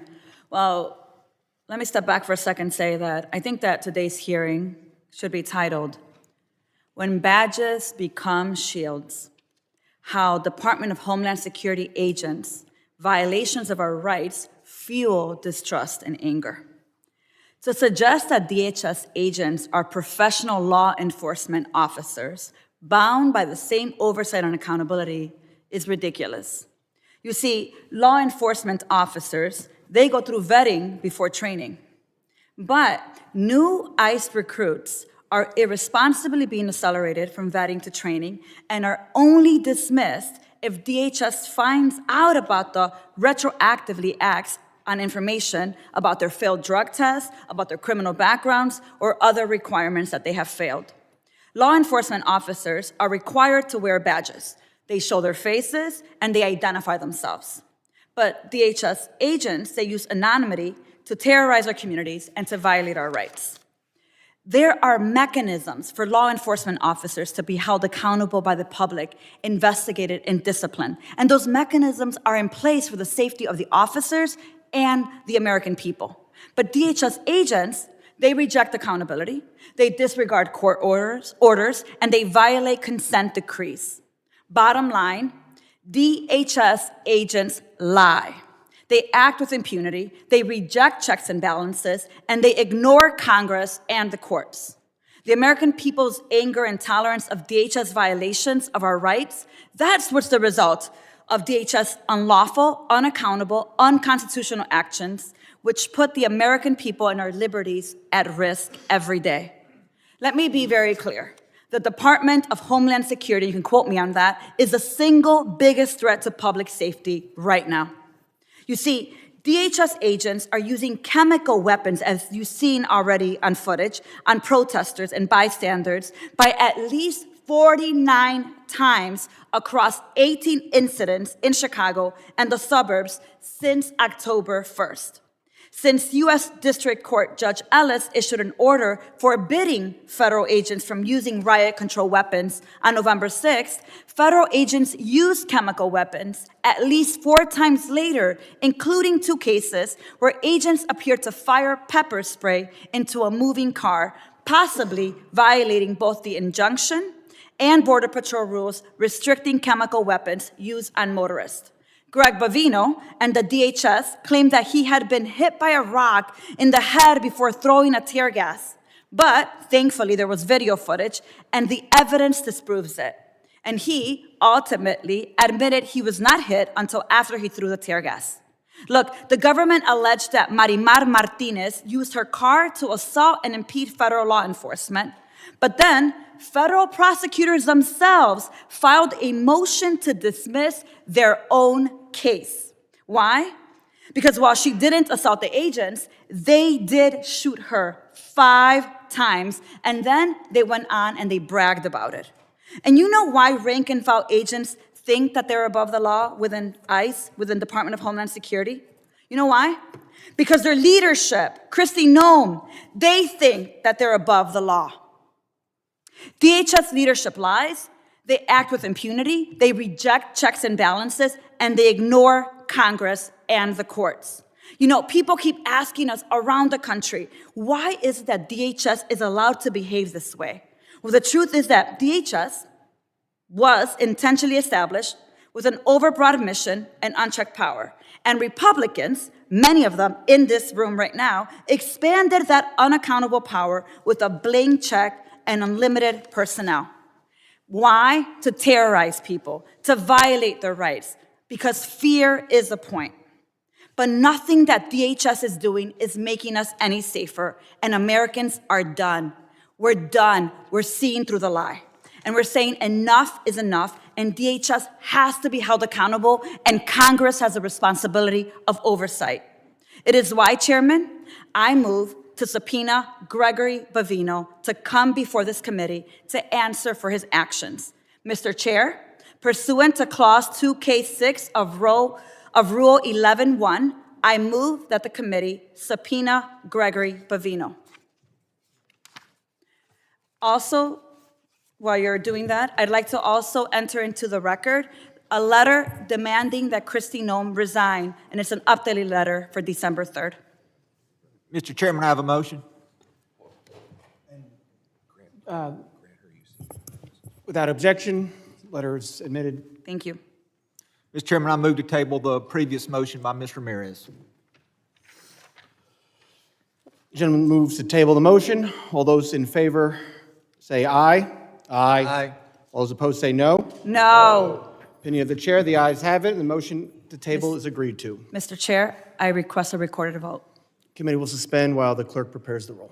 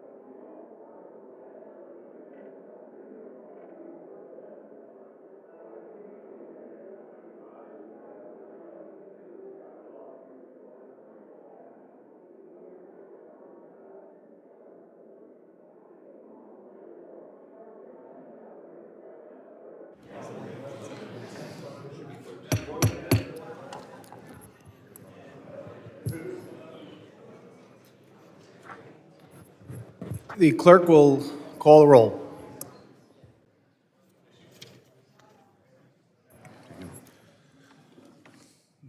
Mr. McCall. Mr. Guest. Mr. Guest votes aye. Mr. Jimenez. Mr. Jimenez votes aye. Mr. Pfluger. Ms. Green. Mr. Gonzalez. Mr. Gonzalez votes aye. Mr. Luttrell. Aye. Mr. Luttrell votes aye. Mr. Strong. Aye. Mr. Strong votes aye. Mr. Burkeen. Mr. Burkeen votes aye. Mr. Crane. Mr. Crane votes aye. Mr. Ogles. Mr. Ogles votes aye. Mrs. Biggs. Mrs. Biggs votes aye. Mr. Evans. Mr. Evans votes aye. Mr. McKenzie. Mr. McKenzie votes aye. Mr. Knott. Mr. Knott votes aye. Mr. Fong. Mr. Fong votes aye. Ranking Member Thompson. Nay. Ranking Member Thompson votes nay. Mr. Swalwell. Mr. Correa. No. Mr. Correa votes no. Mr. Tanadar. Mr. Magaziner. No. Mr. Magaziner votes no. Mr. Goldman. No. Mr. Goldman votes no. Mrs. Ramirez. No. Mrs. Ramirez votes no. Mr. Kennedy. No. Mr. Kennedy votes no. Mrs. McIver. No. Mrs. McIver votes no. Ms. Johnson. No. Ms. Johnson votes no. Mr. Hernandez. No. Mr. Hernandez votes no. Ms. Poe. No. Ms. Poe votes no. Mr. Walkinshaw. No. Mr. Walkinshaw votes no. Mr. Carter. Mr. Green of Texas. Green of Texas votes no. Mr. Green of Texas votes no. Are there any members who have not been recorded that wish to vote? Clerk, how am I recorded? The chairman has not yet been recorded. Chairman votes aye. Chairman Garbarino votes aye. Report the tally. Mr. Chairman, on that vote, there were 14 ayes and 12 noes. Motion is agreed to, and motion to table is agreed to. Mr. Chairman, I have a unanimous consent request. If now is a good time. Gentlemen, you see request? Yes. I'd like to introduce a December 2nd article from the Los Angeles Times entitled "Attacks on ICE Up 1,000%. Trump Administration Claim Not Backed Up by Court Records." And I have one more as well. It's an NPR article. White House claims more than 1,000% rise in assaults on ICE agents. Data says otherwise. Without objection. Carlos, you ready? You want to ask questions? Gentleman now, gentleman from Tennessee, Mr. Ogles, is now recognized for 5 minutes of questions. Well, thank you, Mr. Chairman, and to the witnesses. You know, this is about the rhetoric against law enforcement, the violence against law enforcement. This isn't about ICE. This isn't about deportations or the Secretary doing her job, securing the border, and deporting those who are here illegally. Mr. Yoes, looking at your testimony, it was 2023 that we hit a record number of shootings, 378 against law enforcement. Is that correct? Yes, sir. 46 killed and 118 ambush attacks. And that was before President Trump was in office. Yes, sir. This issue has far more to do with politics. Absolutely. This spans over 7 years of quantitative data, and that's only since we've been recording. It's been before that. This has been growing, and something that we need to address. And then one of my colleagues on the other side had the audacity to claim that Homeland Security was the biggest threat to our country and to our safety. That pisses me off. That is reckless. That is dangerous. Our border was wide open. The Biden administration was allowing us to be invaded by murderers, rapists, drug traffickers, child traffickers, and if an ICE agent needs to wear a mask to protect his or her family, then so be it. Everyone who's here illegally, in my book, should be deported. Mask or no mask. They're here in violation of the law. But my colleagues on the other side, with their dangerous and feckless comments, fail to acknowledge the fact that our country is more secure today than it was previously. In fact, if you look at the trend lines for shootings against officers, they're down compared to 2023, and praise the Lord, and hopefully it will remain. Mr. Hughes, you wrote the federal agents are now relocating their families, altering daily routines, and reducing their public presence because of targeted harassment. That is extraordinary. Agents having to uproot their families, literally having to change routines because of rhetoric, because of dangerous comments. Look, it's a tough job. I come from a family of cops. My granddad retired from Nashville PD before it was actually Metro.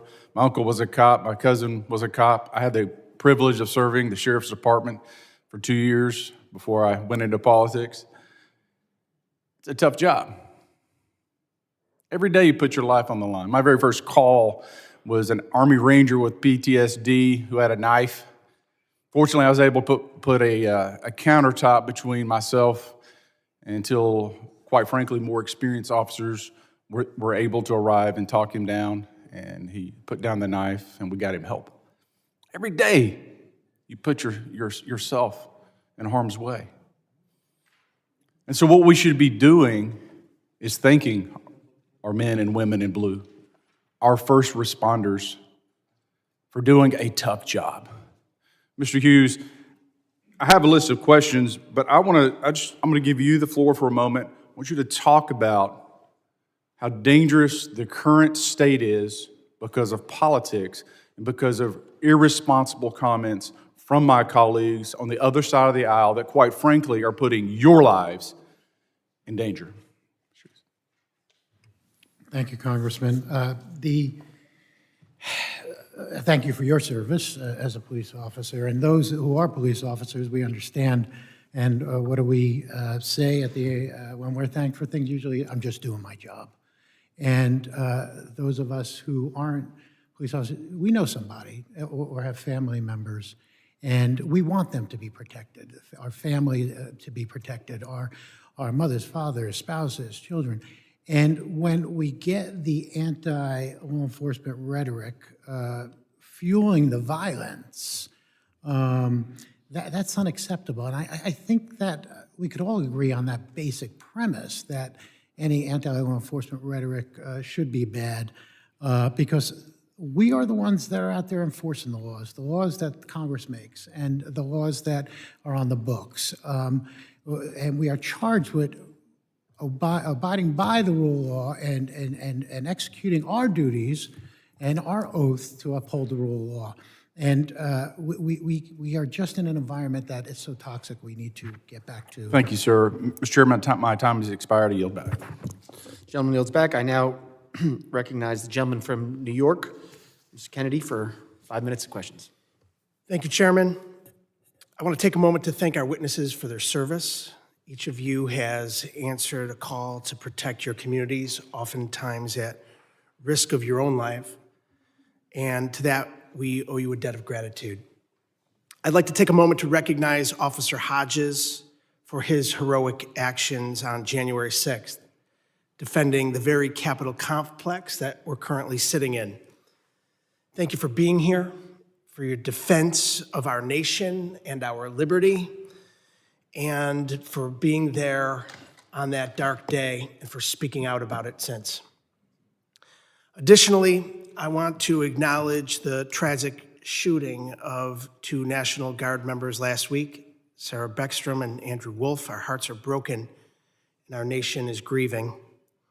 My heart is with Army Special Beckstrom's family during this devastating time of loss, and I'm praying for Staff Sergeant Wolf as he recovers from this senseless act.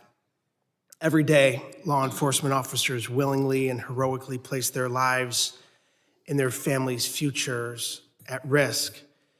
They keep our communities safe, promote the regular flow of people and goods, and protect the public from the dangers of everything from gun violence to acts of terrorism, working best when they're closely intertwined and connected with the communities and people they serve. Let me be very clear. Any violence, including attacks against our state, local, and federal law enforcement officers, cannot and will not be tolerated. In my district, a mass shooting on May 14th, 2022 by a white supremacist, racist terrorist killed 10 New Yorkers, including Lieutenant Aaron Salter Jr., a retired 30-year veteran of the Buffalo Police Department who made the ultimate sacrifice defending our community. My community is just one of many that have lost dedicated public servants in the line of duty. Across administrations, we've seen an uptick in both the number of officers who've experienced assault while on the job, as well as those brave souls who've tragically been killed. However, what's changed with this administration is the escalation by President Trump himself, creating dangerous, even lethal situations for both law enforcement officers and the people they protect. Democrats have warned time and time again of the dangers of this violent rhetoric, coming from a president who picks and chooses when to support officers based on whether or not it suits him. If it's to terrorize communities and detain American citizens, this president throws his full weight behind law enforcement. But if it's to prevent the toppling of the world's greatest democracy and the safety of our citizens, this president stands behind insurrectionists and even pardons convicted drug lords and other convicted criminals, rather than standing behind the brave law enforcement officers protecting our communities in the peaceful transfer of power. Furthermore, President Trump is defunding the police, systematically undermining public safety as we know it.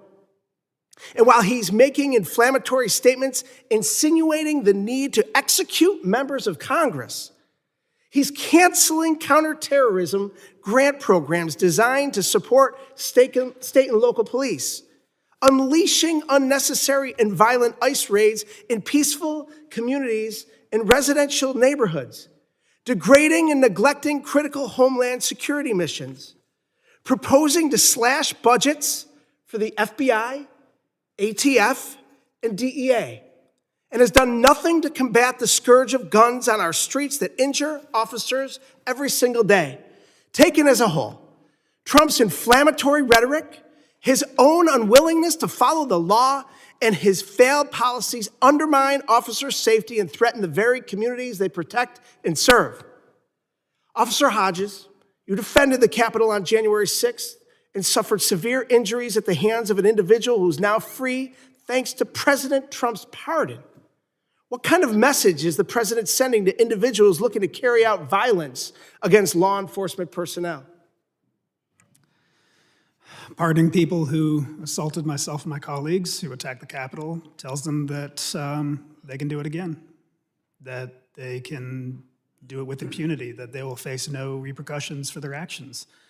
And unfortunately, that message is received loud and clear. My time is up. I yield back. Gentleman's time's expired. I now recognize the gentleman from Texas, Mr. Gonzalez, for 5 minutes of questions.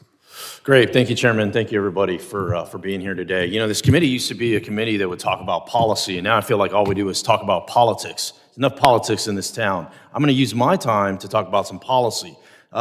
In the city of San Antonio, just recently, ICE, the ICE facility there had a package delivered with white substance, right, as an intimidation factor to try to bully ICE to not do their job. I think it's absolutely sickening, and it's ultimately dangerous. My question to you, Mr. Hughes, what can we do to continue to support ICE agents, whether it's, in particularly ICE agents? Is there anything we can do as lawmakers to show that we support the rule of law? Thank you, Congressman.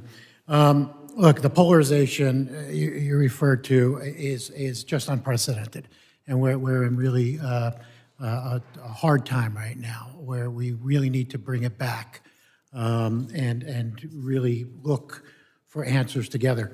That said, there are many recommendations that we made, FLIOA made, in looking at enhancing 18 U.S.C. 111 or 18 U.S.C. 912, other bipartisan bills like Protect and Serve Act, Back to Blue, and Blue Shield Privacy Act. We need to be looking together, a bipartisan way, to come up with protections for ICE and others so that they can do their jobs in an effective way in protecting us and defending the rule of law. Wonderful. Thank you for that. And I agree with you. We need to tone down the rhetoric, and we need to bring more solutions to help things. If you have policy discussions, let's have those policy discussions, but let's not blame the men and women that are executing the policy that we're making here in Congress. My next question is for Mr. Thompson. Sheriffs. I love my sheriffs. They run things in my district, right? Sheriffs like Ronnie Dotson and Thad Cleveland out in West Texas, Randy Brown, tallest sheriff you ever meet in your life, just doing amazing stuff. I've done a lot of ride-alongs with these sheriffs. I mean, they're on the front lines. I view them as frontline leaders. My question for you is on these task forces. I'm a big fan of task forces. I think the anti-gang and anti-terrorism task force, often led by DHS or FBI, I think those work. I've spent a lot of money, or spent a lot of time and energy making sure that those work. In your opinion, what is your thoughts on these anti-gang terrorism or task forces and the role that sheriffs should be playing? Well, thank you for the question, sir. I appreciate it. Two thoughts. One, task forces have been around for decades. They go back to organized crime days of the 30s and even further back in many ways. They are around because they do work. It brings together a team approach, a holistic approach to responding to either perceived crime, actual crime, or the recovery from crime. So they do work, and they have the. I want to make one point. Crime in this country has changed. It's much more sophisticated than it's ever been. The cartels have more money, more time, more interest in doing what they do. That's why, in my estimation, I think the president did do the right thing by designating the cartels as terrorist groups. The point I'm making, though, is that for this committee especially, I think we all need to recognize that with the sophistication and the breadth and absolute indoctrination into our country of these cartels, we have to do things differently. We have to do them vastly different. We need a greater sense of urgency on cybersecurity. You saw that in my testimony. We need to invest in that, especially in these smaller agencies. Number two, I think we have to recognize that with these task forces are going to come some pains, some growing pains, and some changes. So we all have to recognize, and I'm hearing that from all of my sheriffs, is that we need to be helpful, whether it's a small agency in the rural part of the country or a large agency. We're going to have to be a little bit more flexible as we look at things. Wonderful, thank you, and I couldn't agree more. When local, state, and federal agencies are coming together, that's exactly how we tackle this problem. In my last 30 seconds, this is for Mr. Yoes. You mentioned in your testimony, as of the end of November, 314 officers have been killed in the line of duty.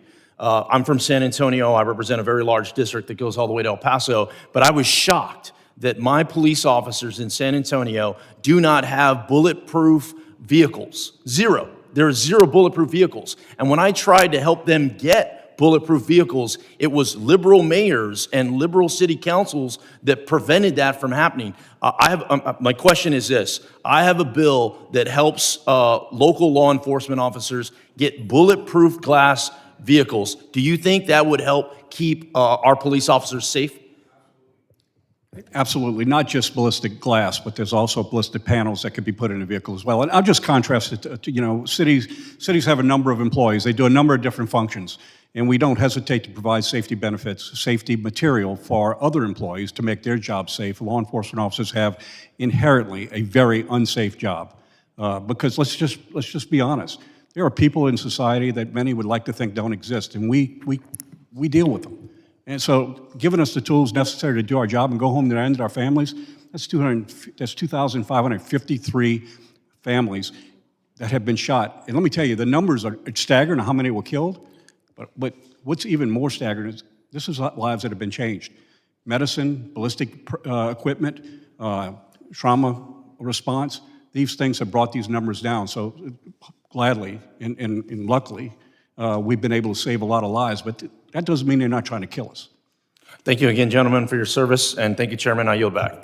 Gentleman yields back. I now recognize the gentlelady from New Jersey, Ms. McIver, for 5 minutes. Thank you so much, Chairman, and thank you to our ranking member and to our witnesses for joining us today.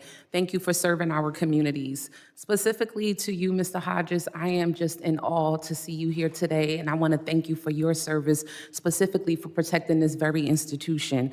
It's unfortunate that Mr. Crane had to run out of here for my comments, but you know, I want to apologize to you for his comments, because for him to have the audacity to be disrespectful to you, giving your honorable service to protecting this very body, is a shame.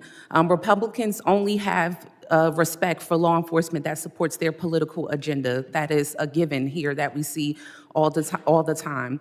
There's no shocker to anyone on this committee, and definitely no shocker to me, that yet another hearing, I live rent-free space in Mr. Crane's head over and over again, while he's obsessing about me doing my job of oversight, while he continues to fail to do his job to service the people of Arizona, while there's a detention center that had deaths there, and yet to this day, Mr. Crane refuses to have oversight and go there and visit that detention center, but steady worrying about me here doing my job, then using the power that his constituents have given him by electing him to do his job. Before I begin into my comments about this specific hearing, I want to take a moment to honor the National Guard officer who tragically lost her life in the horrific shooting last week, and to extend my prayers to the guardsman who is still fighting for his life. Their bravery reminds us of the tremendous risk our service members take every single day. We have all seen the National Guard deploy into communities, not to support law enforcement missions, but to wander down residential streets, help with yard work just outside the Capitol, or simply serve as a political scenery. Now 500 more guardsmen are being sent into Washington, D.C. because this administration is choosing optics over strategy and politics over safety. These people should not be placed in harm's way to serve as props in the president's twisted agenda. But my colleagues across the aisle didn't call this hearing to talk about solutions. They aren't interested in those. What they are trying to do is point fingers so they can deflect blame. They want to convince the American people that Democratic rhetoric is the issue. It is not Democrats who are praising, let alone pardoning, people who stormed this very Capitol complex to beat police officers and hunt down elected officials. It is Donald Trump who pardoned more than 1,500 January 6 rioters. I hope we can all agree, as we keep saying out of our mouths here, that any form of violence is unacceptable. Show me, say it. Gun violence continues to threaten our communities and the officers sworn to protect them, and we should be focused on real solutions rooted in public safety. But I do not want to hear selective, phony outrage about rhetoric from people who only sometimes, when it's beneficial to them, want to protect law enforcement.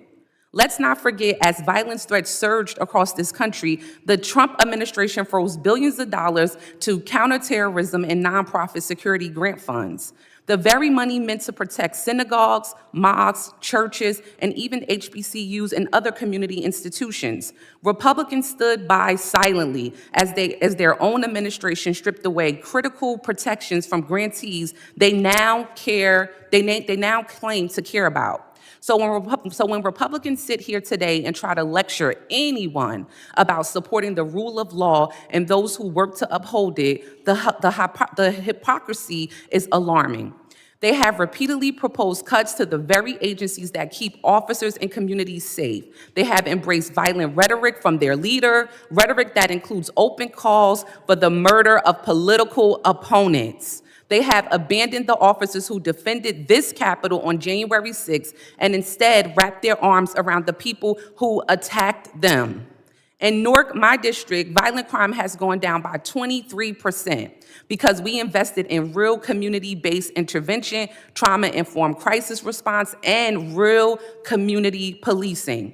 When we talk about real action, we see real results. On the other hand, political stunts, military deployed on American city streets, mass ICE agents tearing through communities, these things make us unsafe.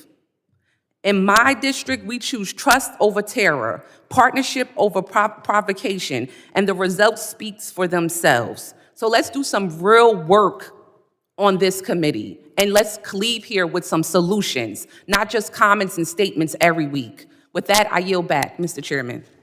Gentlelady yields back. I now recognize gentleman from Alabama, Mr. Strong, for 5 minutes of questions. Thank you, Mr. Chairman, and thank you to our witnesses for being here today. Our brave law enforcement officers put their lives on the line every day to uphold our laws and protect Americans. We deserve every tool and protection necessary to carry out their mission safely and effectively without fear of being targeted simply for doing their job. Mr. Hughes, DHS has reported an 8,000% increase in threats, doxing, and direct attacks against federal law enforcement. In Alabama, we felt the impact of rising violence. We've lost dedicated law enforcement officers who made the ultimate sacrifice. What do you think is driving this escalation, and how has it changed the way officers approach their daily duties? Thank you, Congressman. What is really alarming, I think, to a lot of us is the normalization of this anti-rhetoric. We have to understand that police officers are enforcing the laws. They're enforcing the laws that this body makes and that the elected officials make. And when we have that anti-rhetoric on law enforcement officers, it just fuels the fire. A lot of it's social media. We see social media that puts out information that isn't necessarily true all the time, and it just fuels the flames. And it makes the violence against police officers seem normal. It's not right. It's against the law, and we need to do something about it. Thank you. I want to shift briefly to the intelligence side of this, because when we see coordinated ambushes and targeted attacks, it raises serious questions about prevention. Mr. Hughes, are there specific intelligence sharing gaps between federal, state, and local agencies that make it harder to detect or prevent coordinated attacks against officers? You know, after 9/11, we're supposed to really be filling these gaps with intelligence and sharing of information. But we need more. We need better sharing of information. We need to be sharing information, federal, state, local, tribal, territorial, to make sure that all law enforcement has the information to make informed decisions. That's what you all do. That's what we need to do as well. If we are missing pieces of information, that will affect the operational effectiveness. Thank you. Turning to our state and local partners, we're hearing that this isn't just a federal challenge. It's hitting sheriff's deputies, local police across the country. Mr. Thompson, are you seeing a measurable recruitment or retention impact at the local level as a result of these threats and the more hostile talks around policing? We are indeed. I know of several agencies, sheriff's offices, PDs as well, that are short bodies in the neighborhood of 40, 45%, some even higher. Let's remember, smaller agencies are always even more difficultly confronted with these challenges. You have 10 deputies and you lose 3 people. The time to replace those it's months to get that done. It's happening on an increased pace. We're seeing it slow a bit, but it's still very, very bad.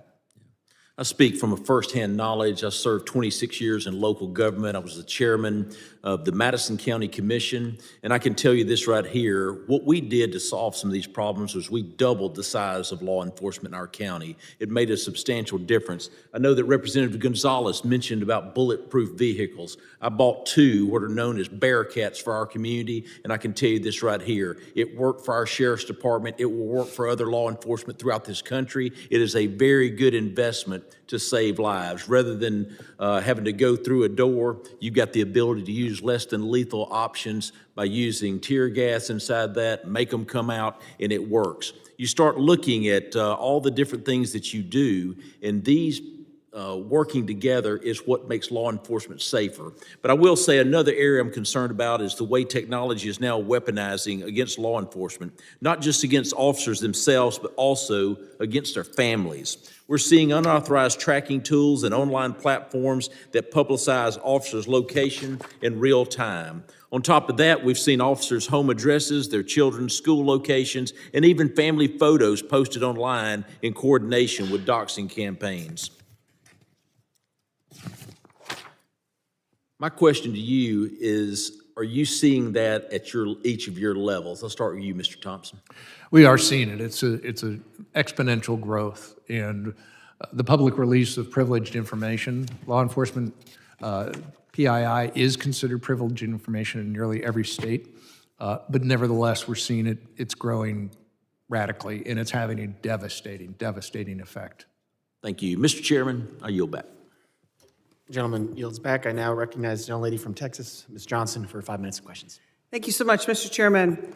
I want to begin by echoing the sentiments of my colleagues that violence is never the answer, and that we all must hold our own accountable. And we're here today to discuss how violent actions and rhetoric fuels the problems that we're having in this country.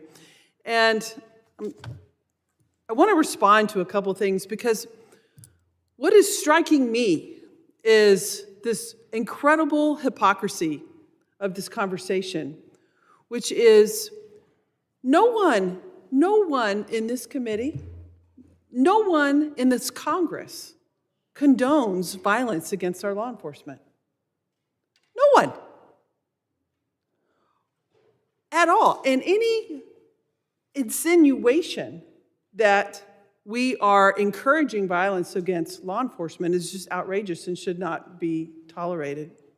But I think what we're also seeing here is a silence of people who are refusing to criticize ICE agents in particular, who are going outside of their authority and abusing their power in a violent way against American citizens. And there is silence on the condemnation of that. I haven't heard anyone in this panel, except for maybe Officer Hodges, criticize that. I think part of the problem is, I am a big fan of Dallas Police Department. I have worked closely with them. I'm so supportive of them. And I agree with the comments that we need to double down to keep our law enforcement safe. It is outrageous to me, this indignation that we're having by Republicans who have voted to consistently defund efforts that keep officers safe, as many of my colleagues have pointed out. And the addressing gun violence, for example.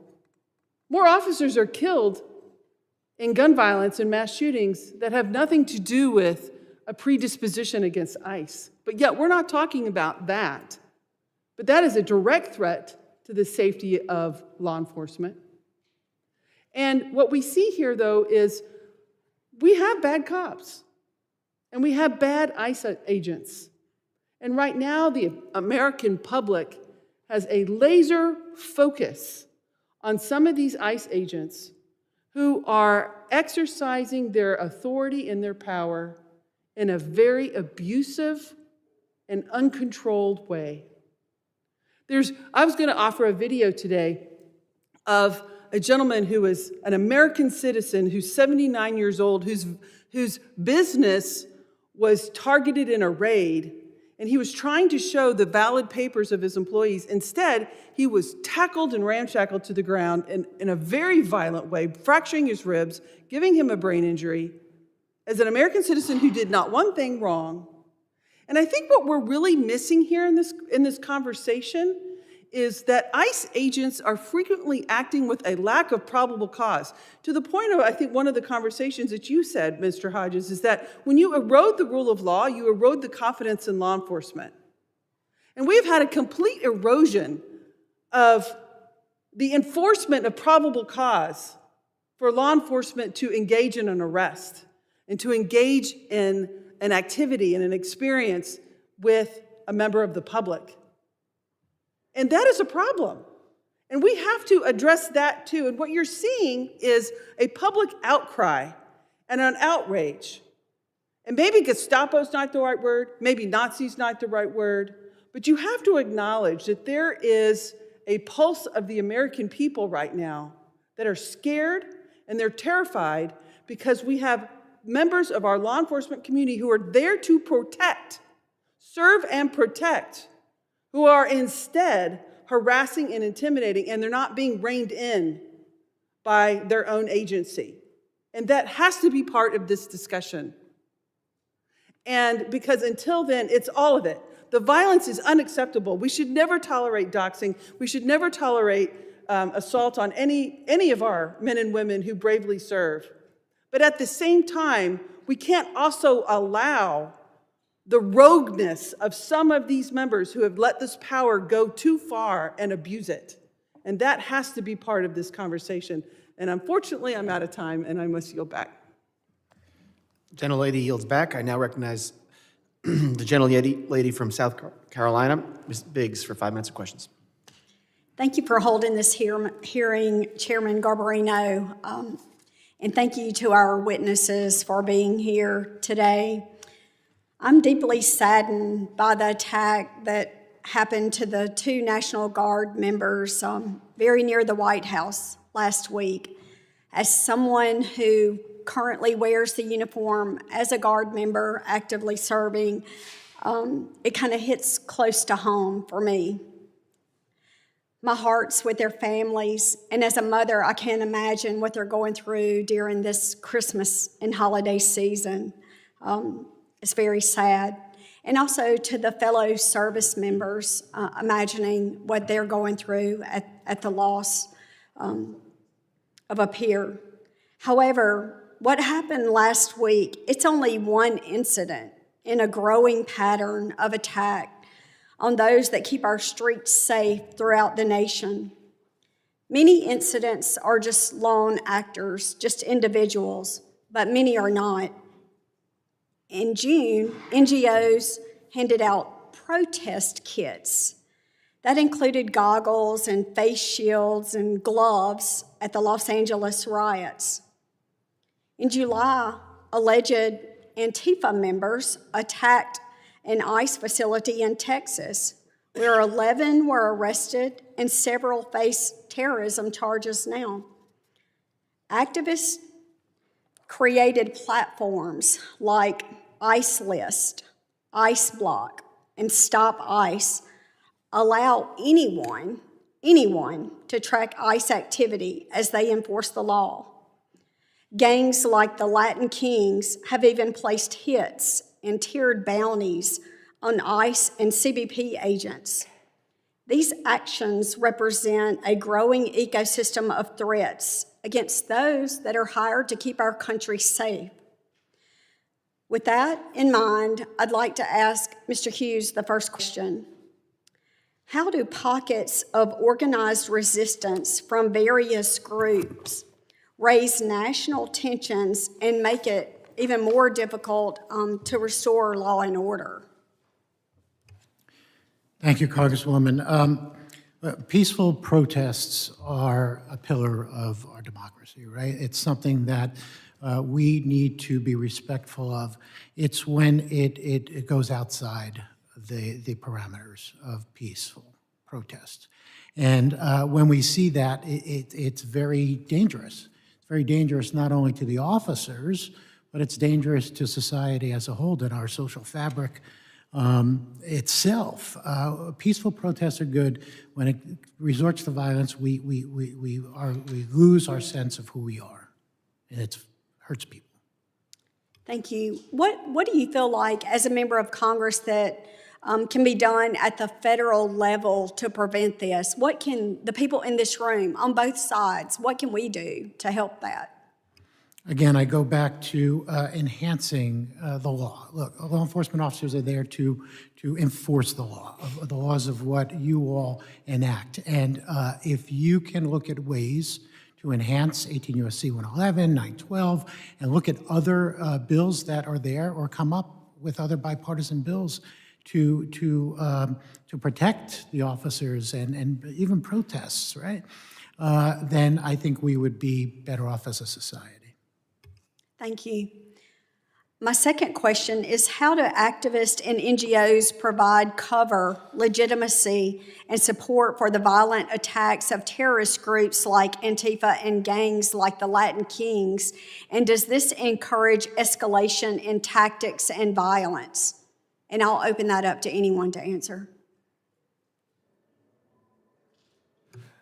You know, it's a reality. It is happening. The NGOs that were funded in the prior administration, not to be partisan about this, did some things that were dangerous, to put it lightly.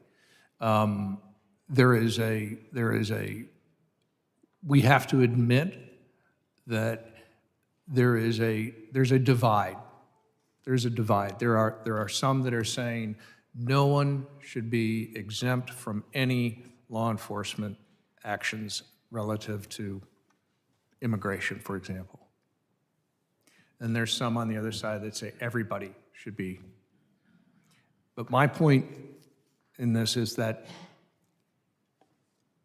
we cannot look to non-governmental organizations to put thumbs on the scales when given taxpayer monies, and that's happened, and it's got to stop.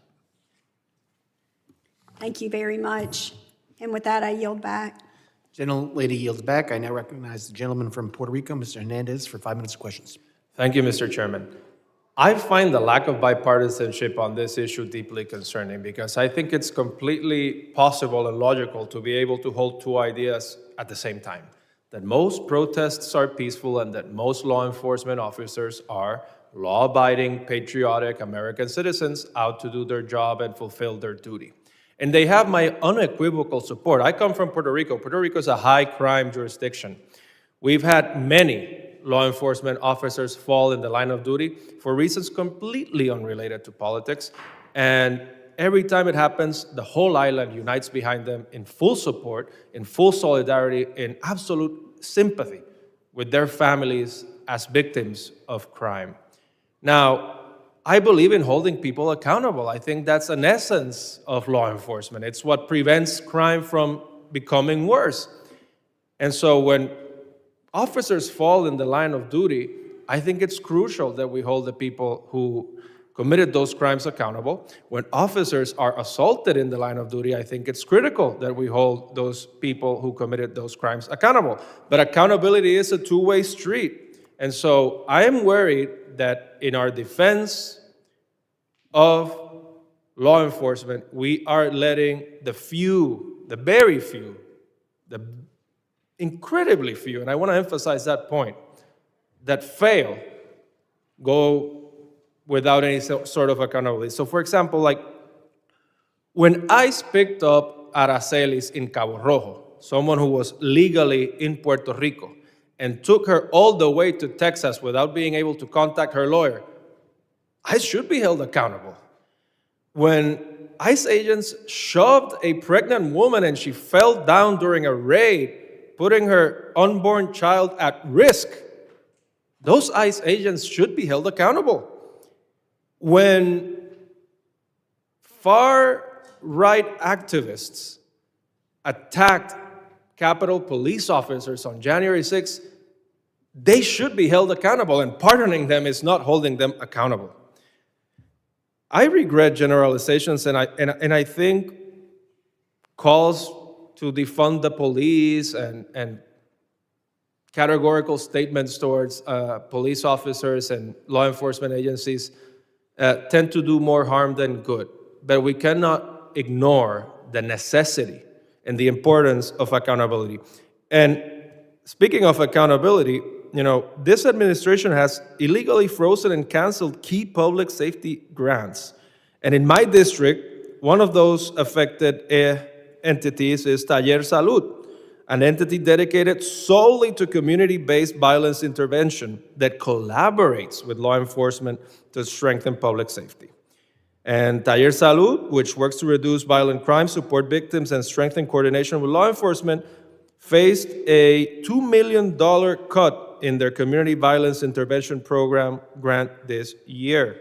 And without this funding, the ability of local partners to prevent violence, to support survivors, and to serve high-risk populations, especially women and children, has been severely undermined. So in July, I sent a letter urging the DOJ to reinstate this funding. But although DOJ has not responded, I will continue pushing for answers and for the restoration of this essential funding. So my questions are pretty straightforward, and I hope they can find some cross or bipartisan support to all witnesses, to all of you here. How will reducing the grants and money awarded to state and local law enforcement officers hurt their efforts to keep our communities safe? Start with Mr. Hughes. So, Congressman, thank you for the question. And like you spoke about accountability, and accountability is essential in everything that we do. Because once we lose that accountability, we lose the public trust, we lose the strength into the institutions. We need to have the accountability. And I'll say also that nobody should be going outside the law. No law enforcement officer, nobody. And hopefully there's no debate on that. We all have to act in accordance with the law. And if we don't, we should be held accountable. So we need to be working as a body here to ensure that the laws reflect that, and we're providing the protections and the strengthening of the laws to do that, and then the law enforcement officers can act accordingly. Mr. Thompson. I'll address the grants. We're broke as a nation. We're $37 trillion in debt. Everybody's got to take some action. Well, I understand that, but I also disagree. I've seen spending go up in areas that are not necessary, while spending goes down in areas that are. I disagree with your point, and I see my time is up, I'll so I address the yield grants back. question, and the grants, they hurt. There's no two ways about it. When those dollars don't make it down to the boots on the ground, protecting us, it hurts. Thank you. Gentleman yields back. I now recognize the gentleman from Pennsylvania, Mr. McKenzie, for 5 minutes of questions. Thank you, Mr. Chairman, and thank you to all of you that are here representing law enforcement across the country. We appreciate your bravery and dedication to our communities that you exhibit every single day to keep our communities and our country safe. So can't thank you enough for everything that you and those that you represent do. I have two different categories of questions. First, I'd like to talk about immigration law and enforcing immigration law in our communities, and then secondly, would like to talk about the horrific actions against our law enforcement officers that we've seen in rising numbers recently. So in the first category of enforcing immigration law, I'd like to go to Mr. Hughes. Millions of illegal aliens have entered our country for numbers of years during the Biden-Harris administration, many of whom disappeared into communities with no monitoring or accountability across our country. And so my question is, what potential threats do they continue to pose to American communities if these individuals are not caught and investigated? And what should we be doing to continue to round up those violent, illegal immigrants who are in our local communities?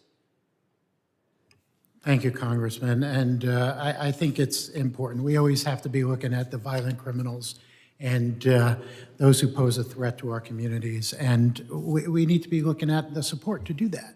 The support from this body and the support of the administration and support of others to be able to fight violent crime and to ensure that we're enforcing the laws that are on the books. It's the officers that are on the ground who are enforcing the law. They're not making the law. If the law needs to be changed, that's Congress's job. We need to make sure that we're enforcing and bringing violent criminals to justice. With the increase in funding that this body, Congress, has approved recently for those efforts, do you feel that you have adequate resources to go out and do the job that you need to do? That's yet to be determined. The resources are given, it's being utilized, and it's hard for me to comment on that. I'm not I'm not an active law enforcement officer, but that's soon to come. We could always use more resources. Understood, and certainly agree with that. That's why I continue to support increased funding both here in Congress and for our local law enforcement back home, and understand that need and want to continue to work to provide appropriate funding to make sure that we keep our communities safe. Next, Mr. Yoes with the Fraternal Order of Police. First, I'd like to commend your organization. We have a terrific Pennsylvania FOP, led by Joseph Regan, local chapters that are fantastic in all of our local communities. They do great work in representing their membership and also law enforcement in our communities. And so want to commend you and make sure that we get that on the record as well. We have seen this increased rhetoric, this anti-police rhetoric. There was the defund the police movement. Thankfully, I think even those that espouse those beliefs have come to recognize that was maybe the dumbest political thing that they could have ever said. So they have backed off of that, and they have started to change their tune.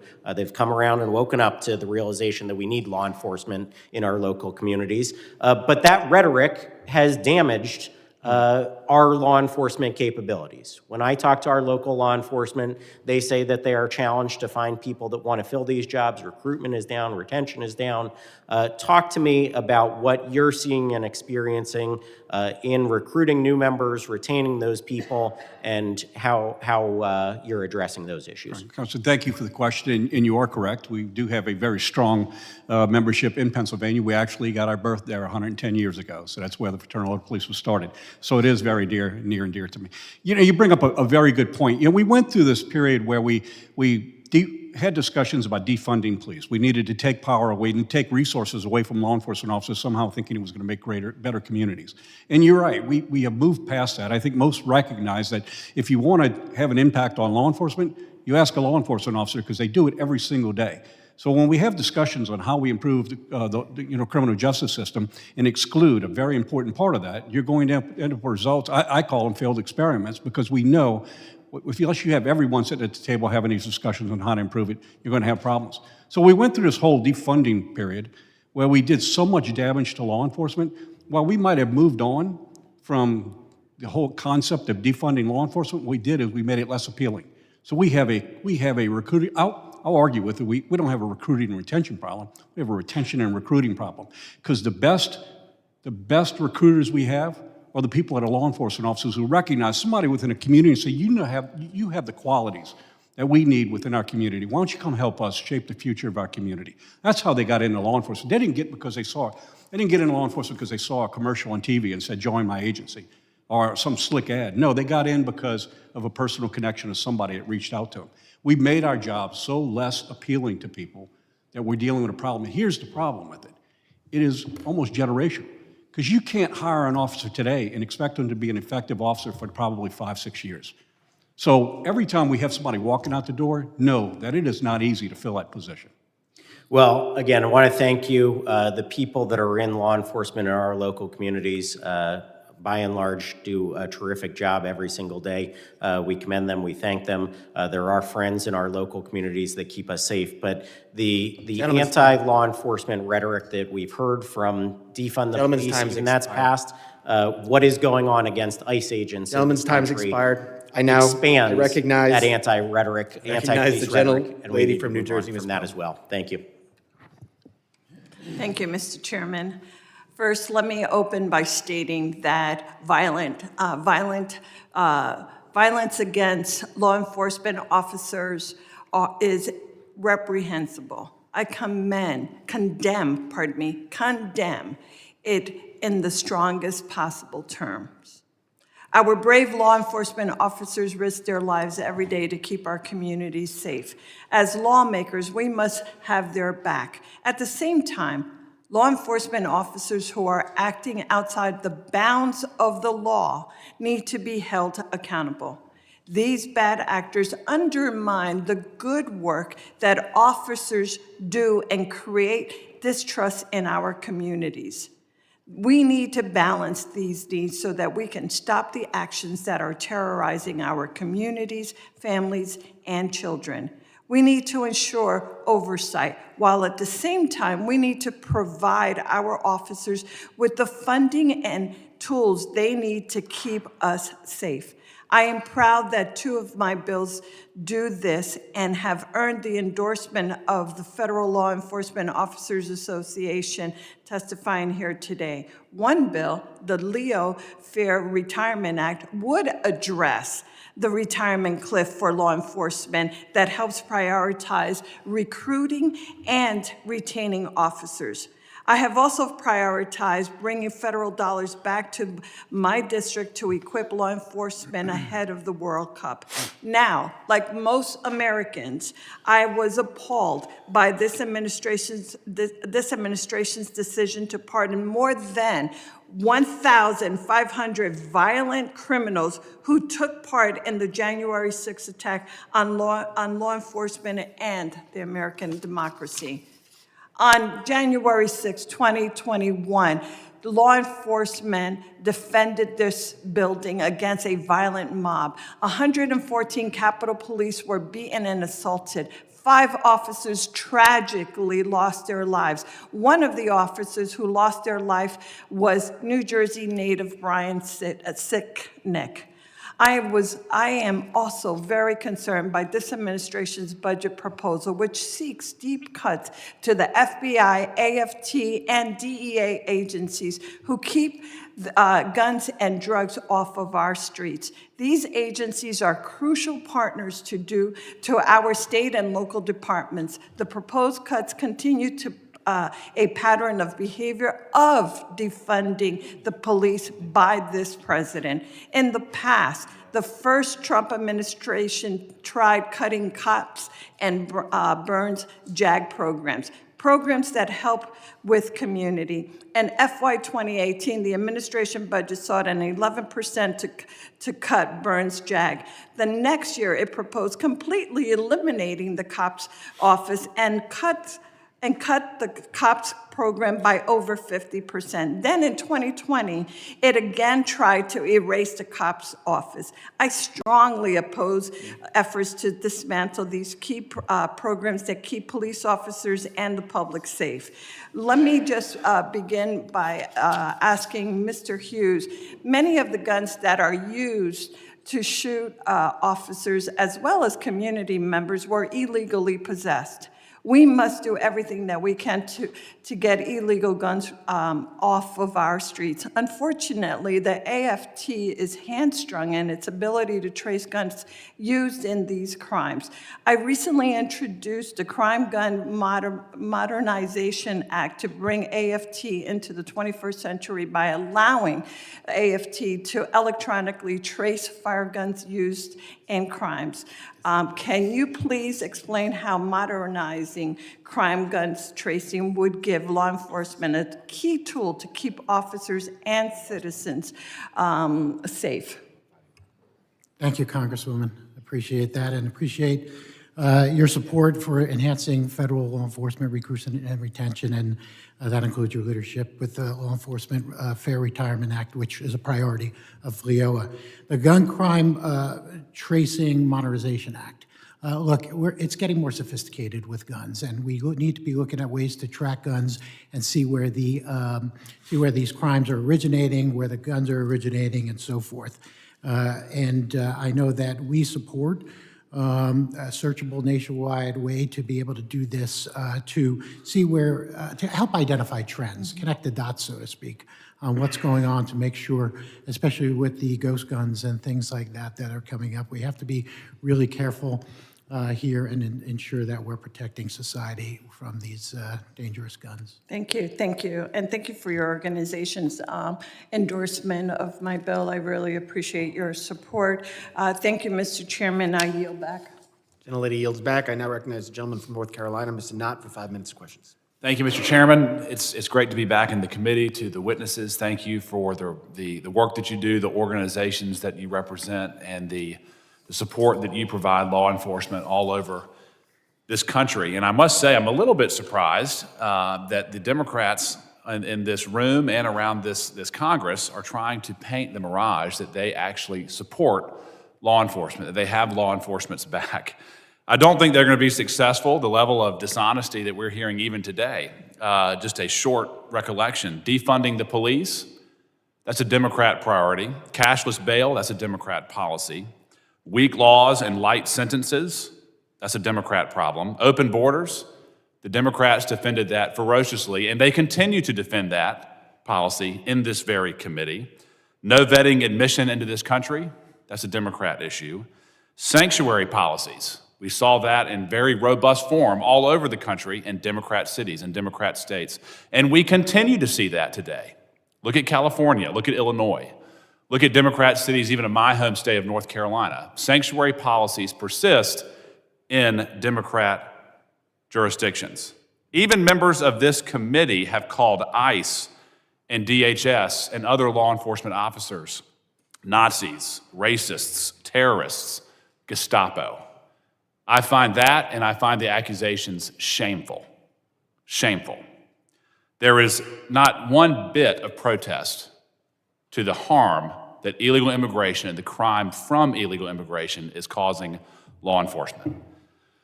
I worked in law enforcement for 10 years. I worked as a federal prosecutor. I saw the difference between the first Trump administration and the Biden administration. We just had a question about gun crime. It was much harder to charge someone for illegally possessing a firearm when Biden was president. I saw it firsthand. And I want to talk to you, starting with Mr. Hughes, talk about the sophistication of the criminal element and what type of difficulties that poses law enforcement in your experience. Yeah, no, so, criminals are getting, thank you, Congressman. Yep. As we know, the criminals are getting so sophisticated in the way that they operate. We see this here and abroad, and we have to keep up, and we need to keep pace with that.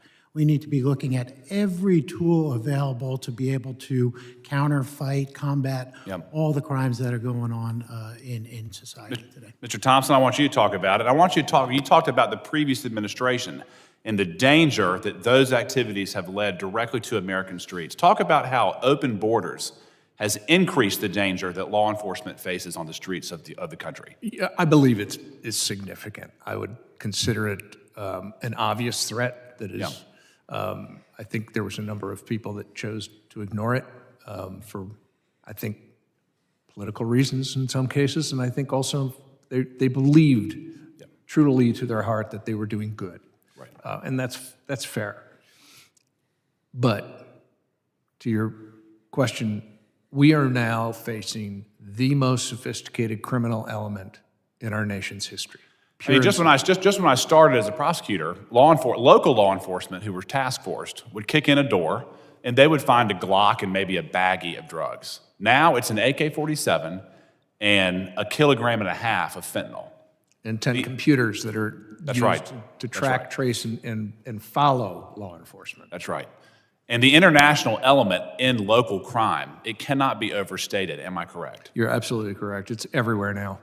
And there's this perception that you're either a hardened criminal with an AK-47 over your shoulder or you are a law-abiding citizen. In my experience, some of the best criminals were the hardest to catch. That is a true statement, sir. Explain and they that. are also the most dangerous. Yes, explain that to the members. The level of dedication to the principle of the crime is driven by arrogance, ego, profit, and cruelty, in my estimation. Yeah. And it is now become a globalized, connected The level of camouflage. There are criminals who operate in schools and Deception farms, is perfect. in businesses, in law enforcement. Am I correct? You are correct, sir. Mr. Yoes, briefly, I've got a few seconds left. There was a clip that was played earlier that showed some very forceful actions by law enforcement. Yes. Given the rhetoric that we've seen from my colleagues on the other side of the aisle in sanctuary cities, calling these members Gestapo, Nazis, inciting fear amongst various communities, how has that damaged law enforcement's ability to act without the use of force? Well, look, I looked at the videos, and I think there was a lot of discussions here about the need to have oversight and discussions, and we really did dive into some few things that are worth looking into. But I will tell you what we didn't dive into. We came here to talk about law enforcement officers that are shot in the line of duty, law enforcement officers that ambush, and not one time did we even mention one person about how they were sitting, eating lunch or eating dinner, and were shot. So we missed the whole point. It's disappointing to see. I'm finally excited that we were going to talk about a real issue here, something near and dear to my members. 2,553 officers have been shot, yet we're not talking about it. We're talking about tactics and politics and everything else. At the end of the day, it's still my members that are out there facing it every day. To answer your question, crime is changing. It's evolving in a way that we can't keep up with it. We're always going to be at a disadvantage because they make decisions pretty quick. It takes Congress and it takes our state houses and our city councils to make decisions. It takes a while. So we're always playing catch-up ball. It is not a very comfortable time to be in law enforcement because we're never going to get ahead of it. And use of force is sometimes used. It's needed to be used. Use of force is... Gentlemen's time has expired. You're going to get some questions in writing as well that you didn't get answered. I know I'm going to submit a bunch, so we hope you will be all submit answers in writing at the end, but we do want to, the witnesses have been here for a long time. We have other people waiting. I want to keep... Gentlemen, thank you. Thank you. Gentleman yields. I now recognize a gentleman from Virginia, Mr. Walkinshaw, for 5 minutes of questions. Thank you, Chairman Garbarino and Ranking Member Thompson. It's a great honor to be a member of this committee, and I look forward to working with all of you. I want to add my condolences to the family and loved ones of Army Specialist Sarah Beckstrom. Her unwavering commitment to our nation and to protecting Americans can never be forgotten. I also want to wish a swift recovery to Staff Sergeant Andrew Wolf. And I want to thank all of the police officers, deputy sheriffs, and state troopers who protect and serve my community in Virginia. Acts of violence against law enforcement are unacceptable and should be condemned. And rhetoric calling for violence should also be condemned. But I'm old-fashioned. I believe in the saying that a fish rots from the head. And what our leaders say and do matters. And when it comes to supporting law enforcement, Donald Trump and the Trump administration are rotten. Donald Trump and the Trump administration's dangerous rhetoric and budget cuts, their defunding of the police, directly threaten the safety of Americans, including our law enforcement. President Trump claims to support law enforcement, except when they're trying to enforce the many laws that he has broken. President Trump pardoned 1,500 January 6 rioters who stormed the Capitol and brutally beat, tased, pepper sprayed law enforcement officers, including one of our courageous witnesses here today, Officer Hodges. Brave officers with the Fairfax County Police Department from my district were also deployed to defend this Capitol during that insurrection. That department is listed on the plaque that Speaker Johnson and Republicans refuse to hang. This horrific attack on our democracy, an effort to thwart the will of the American people, resulted in assaults on at least 140 police officers, and 5 police officers lost their lives at the hands of the January 6 cop killers. And I want to say their names: Officer Brian Sicknick, Howie Liebengood, Jeffrey Smith, Kyle DeFreetag, and Gunther Hashida, all patriots, all police officers. Instead of allowing for the peaceful transfer of power, President Trump called for violence that led to the deaths of police officers. Instead of condemning the insurrection and holding to account those responsible, President Trump has pardoned those that committed heinous crimes against our courageous officers, like Officer Hodges. And today, those cop killers are free. They're in our communities. They're committing more crimes. Officer Hodges, on January 6, 2021, President Trump delivered a speech on the ellipse to a group of his supporters.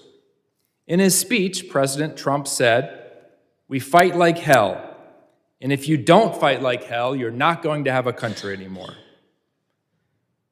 Do you believe that President Trump's remarks at the ellipse on January 6th encouraged his supporters to use violence against anyone trying to stop them including police officers like yourself? Yes, in short. It was revealed during the January 6th subcommittee investigation that Trump was notified that people were not getting into the ellipse because they were heavily armed. They couldn't get through the magnetometers. And you know what he said? He said, take the magnetometers down, let them in. They're not here to hurt me. So he knew they were heavily armed. He knew they were here to hurt someone. And what did he do with that knowledge? He told them to fight, fight, fight, and he sent them here to the Capitol. And do you believe that pardoning those January 6 insurrectionists who killed police officers makes law enforcement across this country more or less safe today? Less safe. Thank you. I yield back. Gentleman yields back. I now recognize the gentleman from Colorado, Mr. Evans, for 5 minutes of questions. Thank you, Mr. Chair, of course, to the ranking member, and of course to all of our witnesses for taking the time to come to this important hearing that's particularly meaningful to me because I was a cop for 10 years in the Denver metro area, the only Latino in the Colorado delegation right now. And the reason I'm in Congress is because in 2020, the ruling Democrats in Colorado passed a bill that took the first steps toward defunding law enforcement and toward making cops guilty until they proved themselves innocent by enshrining into law the concept that anything not captured on a body cam could be interpreted by the courts as misconduct, which was allowed to be presumed against the cops until the officers proved themselves innocent. I ran our riot squad. I was in charge of our riot squad in 2020 when Denver, Colorado suffered the most violent riots in the country as evaluated by the Major Cities Chiefs of Police Association, and not a peep from the ruling Democrats in my state of Colorado. I've buried 2 colleagues in my agency. Gordon Beasley, who was assassinated by an individual who was radicalized against law enforcement by anti-police rhetoric from elected leaders, shot in the back of the head, murdered. It's on video. The killing part is redacted on most of the publicly available stuff. I buried Gordon Beasley, a school resource officer whose motto was find the good in everything. I buried Dylan Vakoff, one of my friends who was in my riot squad at my agency, gunned down responding to a family disturbance call, Air Force veteran. I watched my cops suffer these. I buried countless others when I was on the honor guard. And in terms of refusing to condemn physical or political violence, I will remind everyone of 2 votes that happened earlier this year where every single member of the United States House of Representatives voted to condemn the murder of a Democrat leader in Minnesota, but 118 of my colleagues on the other side of the aisle could not vote to condemn the murder of Charlie Kirk. When cops are handcuffed, when political rhetoric incites violence, it's the cops who suffer. And not only is it the cops who suffer, it's the low income and the minority communities that suffer. In Colorado, $27 billion of lost economic productivity as a result of crime. That doesn't impact the wealthy people, that impacts low income and minority communities. My district is 40% Hispanic. You know who suffers when we don't have law enforcement to keep our communities safe? It's my low income and my minority communities. I have a bunch of skilled tradesmen in my district, plumbers, electricians, pipe fitters, welders. Colorado has led the nation more years than not the last 5 years in auto theft. You know what happens when one of my Hispanic trade workers gets their vehicle stolen? Not only are they out of vehicle, they've lost their job because they can't show up to the job site tomorrow to do the work. The general contractor's not gonna wait for them. I've seen this happen because I've taken those reports. We just had the 6th largest fentanyl seizure in US history in Colorado. 12 kilograms of fentanyl, 1.7 million illicit pills, enough to kill 6.8 million people, every man, woman, and child in Colorado. And it is because of the defund the police and sanctuary city style politics that I personally experienced as a law enforcement officer in Colorado. It's why I'm in Congress today. And lest we forget, every 15 days under the previous administration, more Americans died as a result of drug overdoses like fentanyl than were killed in the entire September 11th terrorist attacks. And that's personal to me too, because I am a combat veteran of the global war on terror. I deployed to protect this country, and to turn around and to see these cartels and these criminals and these peddlers of poison being able to run willy-nilly free in our communities because of defund the police rhetoric and because of sanctuary city and state policies is absolutely onerous to me, and it's onerous to my communities. It's onerous to the people that I have sworn oaths to uphold, to protect and defend as I uphold the Constitution. We know the impacts on law enforcement officers that all of this has. Cops experience their first heart attack at the age of 46. The average American experiences their first heart attack at the age of 65.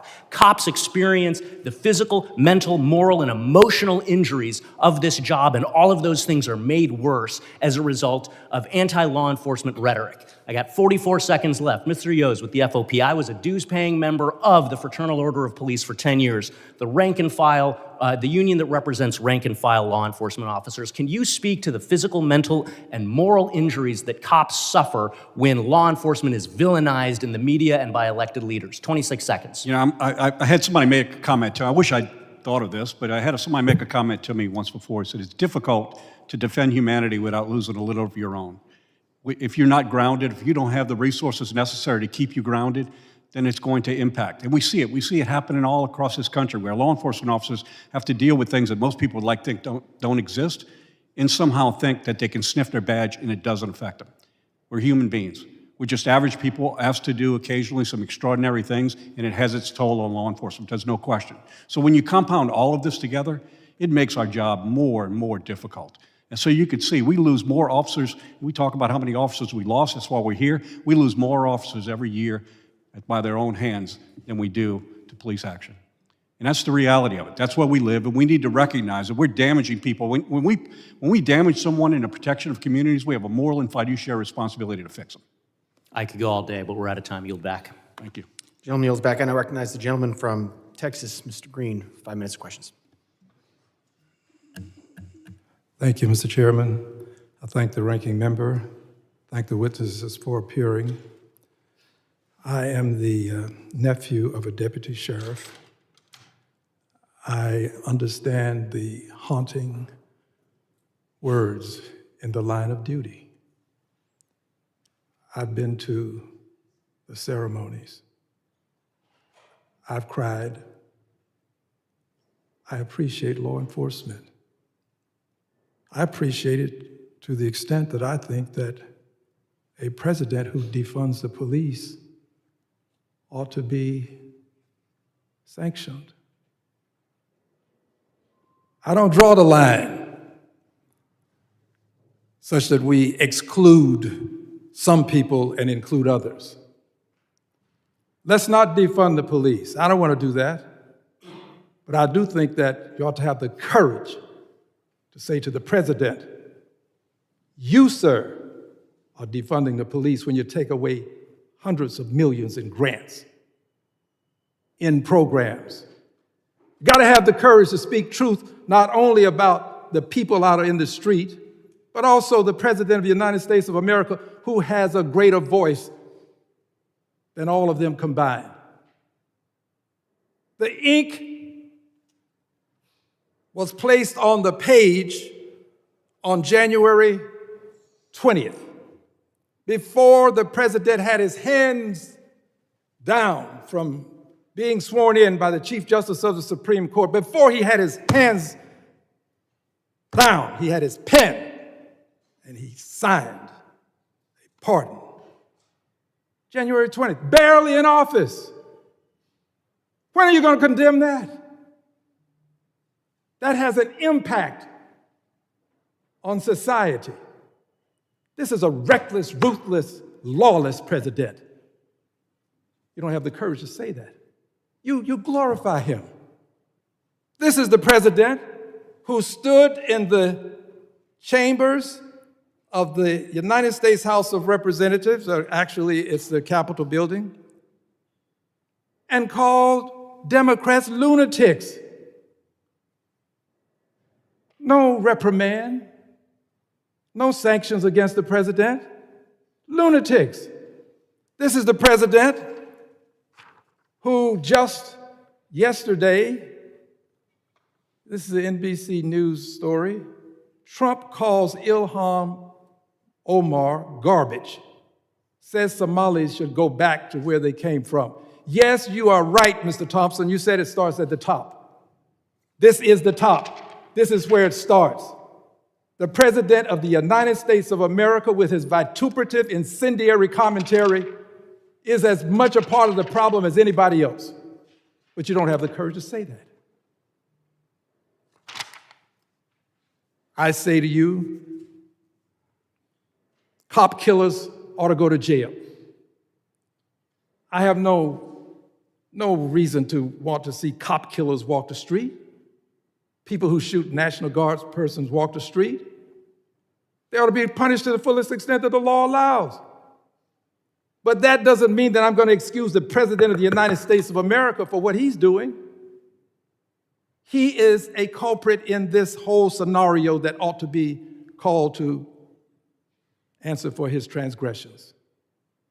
And now, Mr. Hodges, I was in my office when I heard your testimony. I have 2 hearings that are going on at the same time. Mr. Thompson has reminded me that I can't be in 2 places at once. And I appreciate him telling me because he's eminently correct, and I want the world to know that I try my best. But I was in my office, and I heard your commentary. Sir, you have the kind of courage that is absent